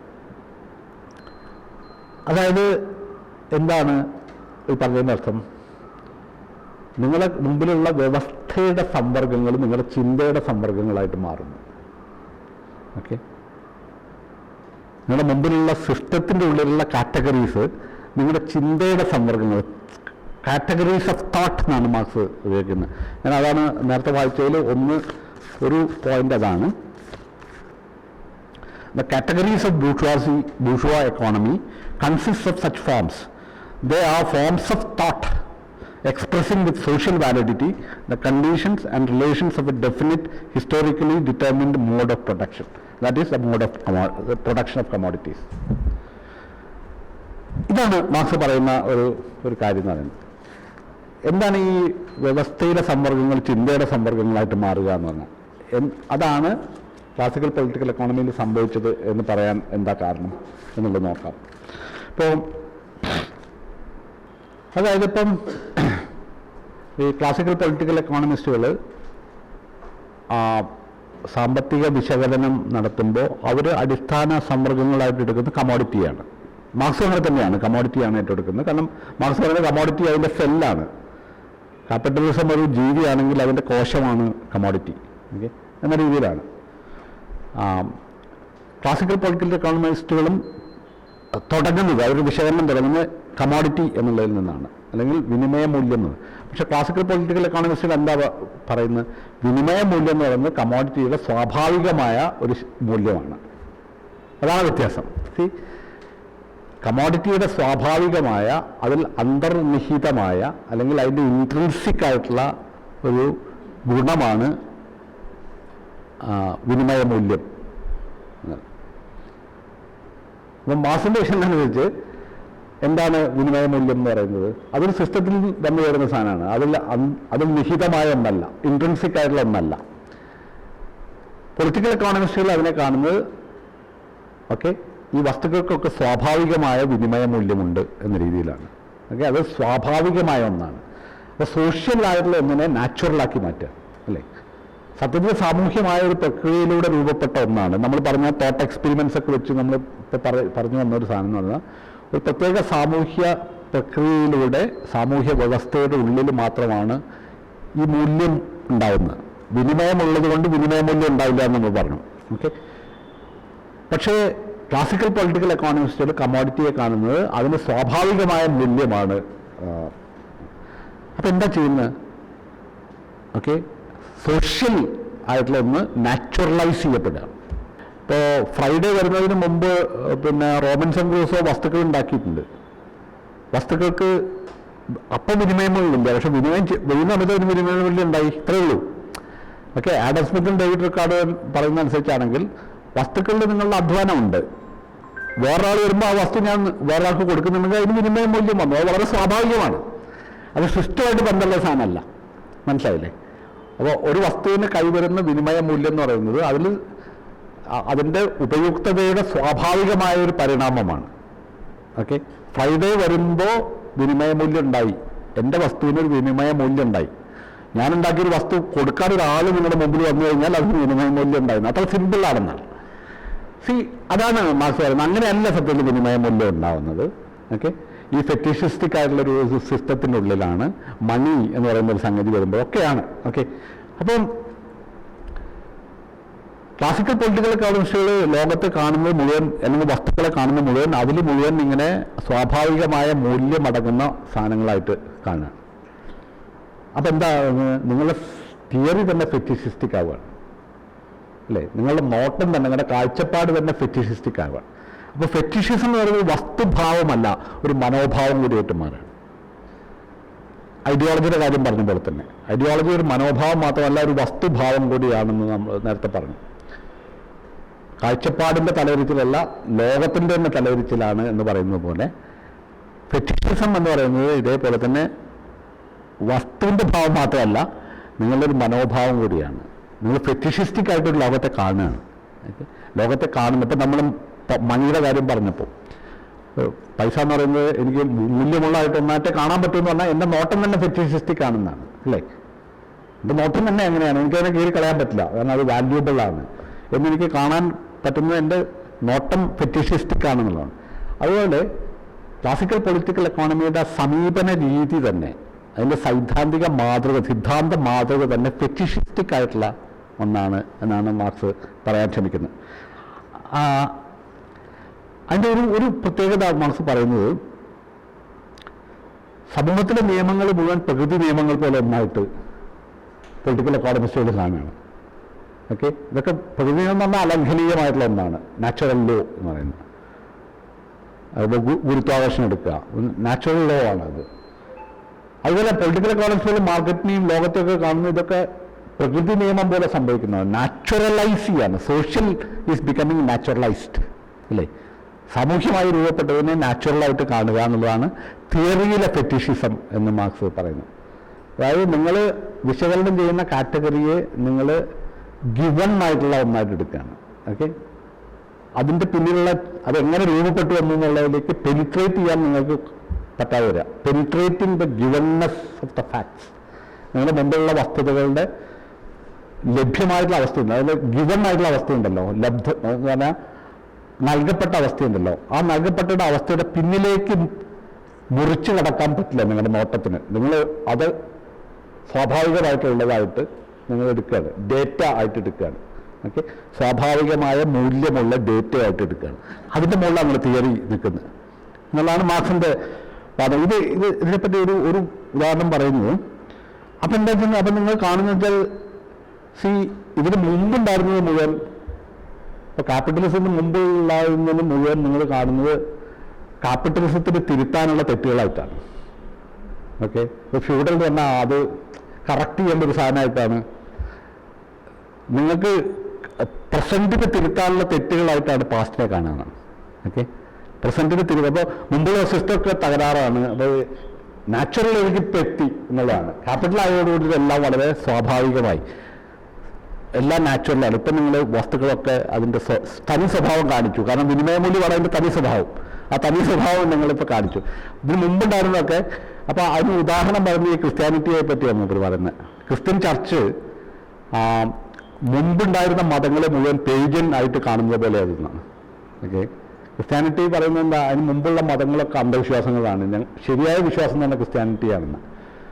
അപ്പം അതിന് മുമ്പ് യൂറോപ്പിലുണ്ടായിരുന്ന ഈ പറഞ്ഞ മതങ്ങളെ മുഴുവൻ അത് അന്ധവിശ്വാസത്തിൻ്റെ വിശ്വാസങ്ങളായിട്ട് കാണുന്നത് പോലെ. ഓക്കെ, അതുപോലെയാണ് ക്യാപിറ്റലിസം പാസ്റ്റിനെ മുഴുവൻ തിരുത്തപ്പെടേണ്ടുന്ന തെറ്റായിട്ട് കാണുകയും നിങ്ങൾ ശരിയിലേക്ക് എത്തി എന്ന് കാണും. അപ്പോൾ തെറ്റിൽ നിന്ന് ശരിയിലേക്കുള്ളൊരു യാത്രയാണ് ഓക്കെ ചരിത്രം എന്ന ഒരു ലീനിയർ ആയിട്ടുള്ളൊരു പ്രോഗ്രസീവ് ആയിട്ടുള്ളൊരു ഹിസ്റ്ററിയാണ് വാസ്തവത്തിൽ ക്യാപിറ്റലിസം തരുന്നു. ഓക്കെ, ഇതുവരെ നിങ്ങൾക്ക് കുറേ അന്ധവിശ്വാസങ്ങളുണ്ടായിരുന്നു വസ്തുക്കളെ പറ്റിയൊക്കെ. ഇപ്പം നിങ്ങൾ അതിൻ്റെ തനി സ്വഭാവത്തേക്ക് എത്തി. വസ്തു എന്ന് പറഞ്ഞാൽ എന്താ, അതാണ് അതിൻ്റെ നാച്ചുറൽ വാല്യൂ. ഇതാണ് മാർക്സ് പറയുന്നത് ഫെറ്റിഷിസത്തിൻ്റെ ഒരു സ്വഭാവം. നിങ്ങൾ തിയറി ഫെറ്റിഷിസ്റ്റിക് ആയി മാറുമ്പോൾ സംഭവിക്കുന്ന ഒരു കാര്യം ഇതാണ് എന്നുള്ളതാണ്. മറ്റൊരു കൗതുകകരമായിട്ടുള്ള ഒരു ഒബ്സർവേഷൻ മാർക്സ് നടത്തുന്നത്, ഇത് നമ്മൾ മുമ്പ് പറഞ്ഞിട്ടുള്ളതാണ്, മുതലാളിത്തത്തിൻ്റെ ശരിക്കുള്ള മതം ക്രിസ്ത്യാനിറ്റിയാണെന്ന് നമ്മൾ വേറൊരു ഇതിൽ പറഞ്ഞു. ക്യാപിറ്റലിസത്തിൻ്റെ മതം എന്ന് പറയുന്നത് ക്രിസ്ത്യാനിറ്റിയാണെന്ന്. എന്തുകൊണ്ടാണ് അത് പറയുന്നത്? വളരെ രസകരമായിട്ടുള്ളൊരു ഇതായിട്ട് എനിക്ക് തോന്നി. ഒന്ന് ഇത് ഈ ഒരു ക്രിസ്ത്യാനിറ്റിയെ പറ്റി പ്രത്യേകിച്ച് മാർക്സ് പറയുന്നത് പ്രൊട്ടസ്റ്റന്റ് ക്രിസ്ത്യാനിറ്റി എന്നുള്ളതാണ്. അതുപോലെ തീസം എന്നുള്ള ആശയം, അതായത് എല്ലാ ലോകത്തും ഇപ്പം തീസം എന്ന് പറയുന്നത് ഇപ്പം ഒരു പ്രത്യേക തരത്തിലുള്ള ദൈവശാസ്ത്ര ചിന്തയാണ്. അതായത് ദൈവം ലോകത്തെ ഉണ്ടാക്കി, പക്ഷേ സൃഷ്ടി നടത്തി എന്നല്ലാണ്ട് സൃഷ്ടിജാലങ്ങളിൽ മൂപ്പർ ഇടപെടുന്നില്ല, അതിൻ്റെ ആവശ്യമൊന്നുമില്ല. ഓക്കെ, മൂപ്പർ കാര്യങ്ങളൊക്കെ സൃഷ്ടിച്ചു, എല്ലാം സൃഷ്ടിച്ചു. പക്ഷേ സൃഷ്ടികർത്താവ് സൃഷ്ടിയുടെ കാര്യത്തിൽ ഇടപെടില്ല, ദൈവം മാർക്കറ്റിൽ ഇടപെടുന്നില്ല. ഓക്കെ, കാര്യങ്ങളൊക്കെ ഉണ്ടാക്കി എന്നല്ലാണ്ട് ദൈവം നേരിട്ടൊന്നും മാർക്കറ്റിൽ ഇടപെടില്ല. അത് നിങ്ങൾ തന്നെ ചെയ്യണം, അത് മനുഷ്യർ ചെയ്യേണ്ട കാര്യമാണ്. അപ്പം മനുഷ്യർക്ക് ഏജൻസി ഉണ്ട്. ഓക്കെ, പ്രൊട്ടസ്റ്റന്റ് ക്രിസ്ത്യാനിറ്റിയുടെ ഒരു പ്രധാനപ്പെട്ട ആശയം അതായിരുന്നു, ദൈവത്തിൻ്റെ ചൈതന്യം നിങ്ങൾക്കുണ്ട്. ദൈവം നിങ്ങൾ സൃഷ്ടിച്ചു എന്നുള്ളതുകൊണ്ട് നിങ്ങൾ ദൈവത്തെ മുഴുവൻ ആശ്രയിച്ചിട്ടല്ല. മാത്രമല്ല ദൈവമായിട്ട് ഇടനിലൊന്നും വേണ്ട, ദൈവത്തിൻ്റെ ചൈതന്യം ഓൾറെഡി നിങ്ങളുടെ ഉള്ളിലുണ്ട്. ഓക്കെ, അതെന്താണ്? നിങ്ങളുടെ ഏജൻസിയാണ്, നിങ്ങൾ വർക്ക് ചെയ്യാന്നുള്ളത്, വർക്ക് എത്തിക്സ് എന്ന് പറയുന്ന. ഓക്കെ, മനുഷ്യർക്കാണ് ഉത്തരവാദിത്വം. ഓക്കെ, ഉത്തരവാദിത്വമുള്ള ജീവികളാണ് മനുഷ്യർ എന്നുള്ള ഒരു ബോധമാണ്. അപ്പം വെച്ചാൽ മാർക്കറ്റ് സിസ്റ്റം ഉണ്ടാവുന്നത് ഇങ്ങനെയാണെന്നാണ് മാർക്സിൻ്റെ ഒരു വാദം എന്ന് പറയുന്നത്. കാരണം അത് ക്രിസ്ത്യാനിറ്റി അത് ഇംബൈബ് ചെയ്തിട്ടുണ്ട്, അതിൻ്റെ വാല്യൂസിനെ അത് ഇംബൈബ് ചെയ്തിട്ടുണ്ട്. ദൈവത്തിൻ്റെ മുമ്പിൽ എല്ലാവരും സമന്മാരാണ് എന്നുള്ളതാണ്, മാർക്കറ്റിൻ്റെ മുമ്പിൽ എല്ലാവരും സമന്മാരാണെന്ന് വായിച്ചാൽ മതി. ദൈവത്തിൻ്റെ മുമ്പിൽ എല്ലാവരും ഈക്വലാണ് എന്ന് പറയുന്ന പോലെ നിങ്ങളുടെ അധ്വാനശേഷി വിൽക്കാനും വാങ്ങാനും അല്ലെങ്കിൽ ചരക്ക് വിൽക്കാനും വാങ്ങാനുള്ള കഴിവിൻ്റെ കാര്യത്തിൽ എല്ലാ മനുഷ്യർക്കും, ശേഷിയുടെ കാര്യത്തിൽ എല്ലാ മനുഷ്യരും ഈക്വലാണ്, കമ്പോളത്തിൽ എല്ലാ മനുഷ്യരും ഈക്വലാണെന്നുള്ളത് ക്രിസ്ത്യാനിറ്റിയുടെ ഈ വാല്യൂ ആണ് എന്നാണ്. ഓക്കെ, അതുപോലെ തന്നെ ഈ ഏജൻസിയുടെ കാര്യത്തിലും മാർക്കറ്റ് എന്ന് പറയുന്നത് ദൈവത്തിന് ഇടപെടേണ്ട കാര്യമല്ല, അത് നിങ്ങൾ ചെയ്യേണ്ട ഒരു കാര്യമാണ്, മനുഷ്യർ ചെയ്യേണ്ട ഒരു കാര്യമാണ്. ഇപ്പം മറ്റേ കുണ്ടേരയുടെ ഒരു നോവലിൽ ഏതാ ഇമ്മോർട്ടാലിറ്റി ആണെന്ന് തോന്നുന്നു, ഒരു സംഭാഷണം പോലെ ഒരു ഇതുണ്ട്. നിങ്ങൾ ദൈവത്തിൽ വിശ്വസിക്കുന്നുണ്ടോ എന്ന് ചോദിക്കുന്നുണ്ട്. അപ്പോൾ ദൈവത്തിൽ വിശ്വസിക്കുന്നുണ്ട്. ദൈവമാണ് ലോകം പ്രപഞ്ചം സൃഷ്ടിച്ചത് എന്ന് നിങ്ങൾ വിശ്വസിക്കുന്നുണ്ടോ? ഉണ്ട്, ദൈവമാണ് പ്രപഞ്ചം സൃഷ്ടിച്ചത്. നിങ്ങൾ പ്രാർത്ഥിക്കാറുണ്ടോ? അപ്പം നമുക്ക് പ്രാർത്ഥിക്കാറില്ല. അതെന്താണ്? പിന്നെ വാച്ച് ഉണ്ടാക്കിയത് ഒരാളാണ്, വാച്ച് മേക്കറാണ് എന്ന് പറഞ്ഞാൽ വാച്ച് കേട് വന്നാൽ അയാളെ പ്രാർത്ഥിച്ചിട്ട് കാര്യമൊന്നുമില്ല. നിങ്ങൾ വാച്ച് ഉണ്ടാക്കിയാലേ പ്രാർത്ഥിക്കലല്ലോ, വാച്ച് കേട് വന്നാൽ അത് മാറ്റണം, അത് മാറ്റാൻ നിങ്ങൾ റിപ്പയർ ചെയ്യണം. ഇതാണ് ഇത് പ്രൊട്ടസ്റ്റന്റ് ഒരു ക്രിസ്ത്യാനിറ്റിയുടെ വാല്യൂ. ഇതാണ് സൃഷ്ടികർത്താവ് എന്ന് പറഞ്ഞാൽ സൃഷ്ടിജാലങ്ങളുടെ ഇടപെടുന്ന ആളല്ല, അതിന് മനുഷ്യന് ഏജൻസി കൊടുക്കുക എന്നുള്ളതാണ് ഈ. അപ്പോൾ ആ പ്രൊട്ടസ്റ്റന്റ് ക്രിസ്ത്യാനിറ്റി, ഇത് ഈ മാക്സ് വെബറുടെ പ്രൊട്ടസ്റ്റന്റ് ഈ ഒരു പ്രധാനപ്പെട്ട ഒരു പുസ്തകമുണ്ട്, സോഷ്യോളജിയുടെ ഏറ്റവും പ്രധാനപ്പെട്ട ഒരു വർക്കായിട്ട് കരുതപ്പെടുന്ന വർക്ക് എന്ന് പറയുന്നത് Protestant ethics and the rise of capitalism എന്നാണ്. അത് ശരിക്കും മാർക്സിസ്റ്റ് രീതിയിലല്ല വെബർ അത് പറയുന്നത്, പക്ഷേ ഈ ആശയം സത്യത്തിൽ മാർക്സിൽ തന്നെ ഉള്ളൊരാശയമാണ്. ഓക്കെ, ക്രിസ്ത്യാനിറ്റി എങ്ങനെയാണ് ഈ മോഡേൺ ക്യാപിറ്റലിസ്റ്റ് സിസ്റ്റത്തിൻ്റെ റിലിജ്യനായിട്ട്, അതിൻ്റെ മതമായിട്ട് മാറും.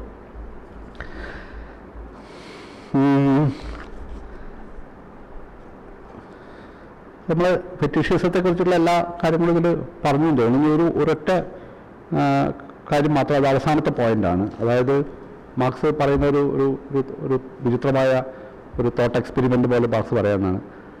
കമോഡിറ്റീസിന് ഭാഷ കിട്ടിയെന്ന് വിചാരിക്കുക. കമോഡിറ്റീസ് എന്തായിരിക്കും സംസാരിക്കുക? ഓക്കെ, കമോഡിറ്റീസാണ്. കമോഡിറ്റീസ് എന്നുള്ള നിലയ്ക്ക് വിനിമയ മൂല്യമുള്ള വസ്തുക്കൾ എന്ന രീതിയിൽ കമോഡിറ്റീസ് സംസാരിക്കാൻ ഭാഷ കിട്ടിക്കഴിഞ്ഞാൽ അവർ പറയുക ഇങ്ങനെയായിരിക്കും: ഞങ്ങൾ എന്താണ്, ഞങ്ങൾക്കുള്ളത് വിനിമയ മൂല്യമാണ്, ഞങ്ങൾക്കുള്ള മൂല്യമാണ്. ഓക്കെ, ഞങ്ങൾ സ്വത്താവുന്നത് മനുഷ്യർക്കാണ്.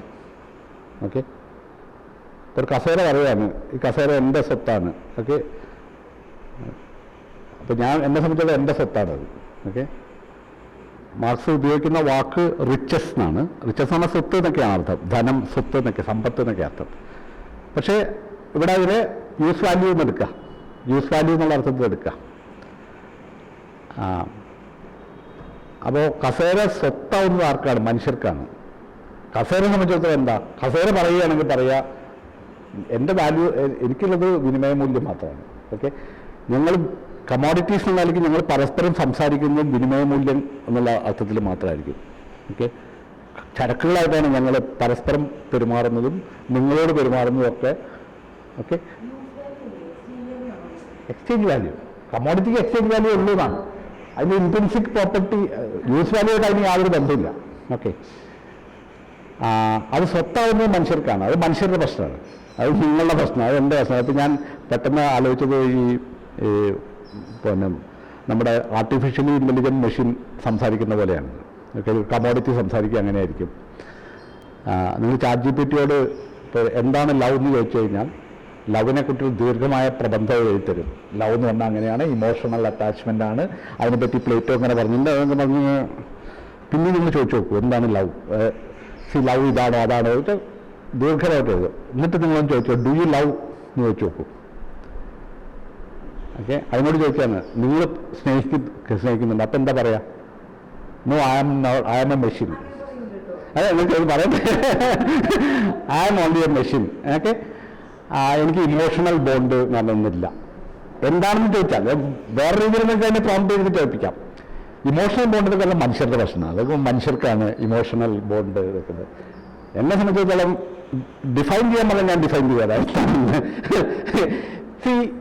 ഇതാണ് കമോഡിറ്റിയുടെ ഭാഷ എന്ന്. കമോഡിറ്റിയെ സംബന്ധിച്ചിടത്തോളം എന്താണ്, കസേര നിങ്ങളുടെ സ്വത്താണോ, അത് വാല്യൂബിൾ ആണോ, നിങ്ങളുടെ വളരെ വാല്യൂബിൾ ആയിട്ടുള്ള സാധനമാണോ, ഞാൻ ഇതൊക്കെ നിങ്ങളുടെ പ്രശ്നമാണ്. എന്നെ സംബന്ധിച്ചിടത്തോളം ഒരു പ്യോർ എന്താണ് എക്സ്ചേഞ്ച് വാല്യൂ മാത്രമുള്ള സാധനം. അപ്പം ഞങ്ങളുടെ മാതൃഭാഷ എന്ന് പറഞ്ഞാൽ എക്സ്ചേഞ്ച് വാല്യൂവിൻ്റെ ഭാഷയാണ്. ഓക്കെ, ഞങ്ങളുടെ മദർ ടങ് എന്ന് പറയുന്നത് ഇതാണ്, എക്സ്ചേഞ്ച് വാല്യൂവിൻ്റെ ഭാഷയാണ് ഞങ്ങളുടെ. അത് വളരെ മനോഹരമായിട്ടാണ് മനസ്സിൽ പറയുന്നത്.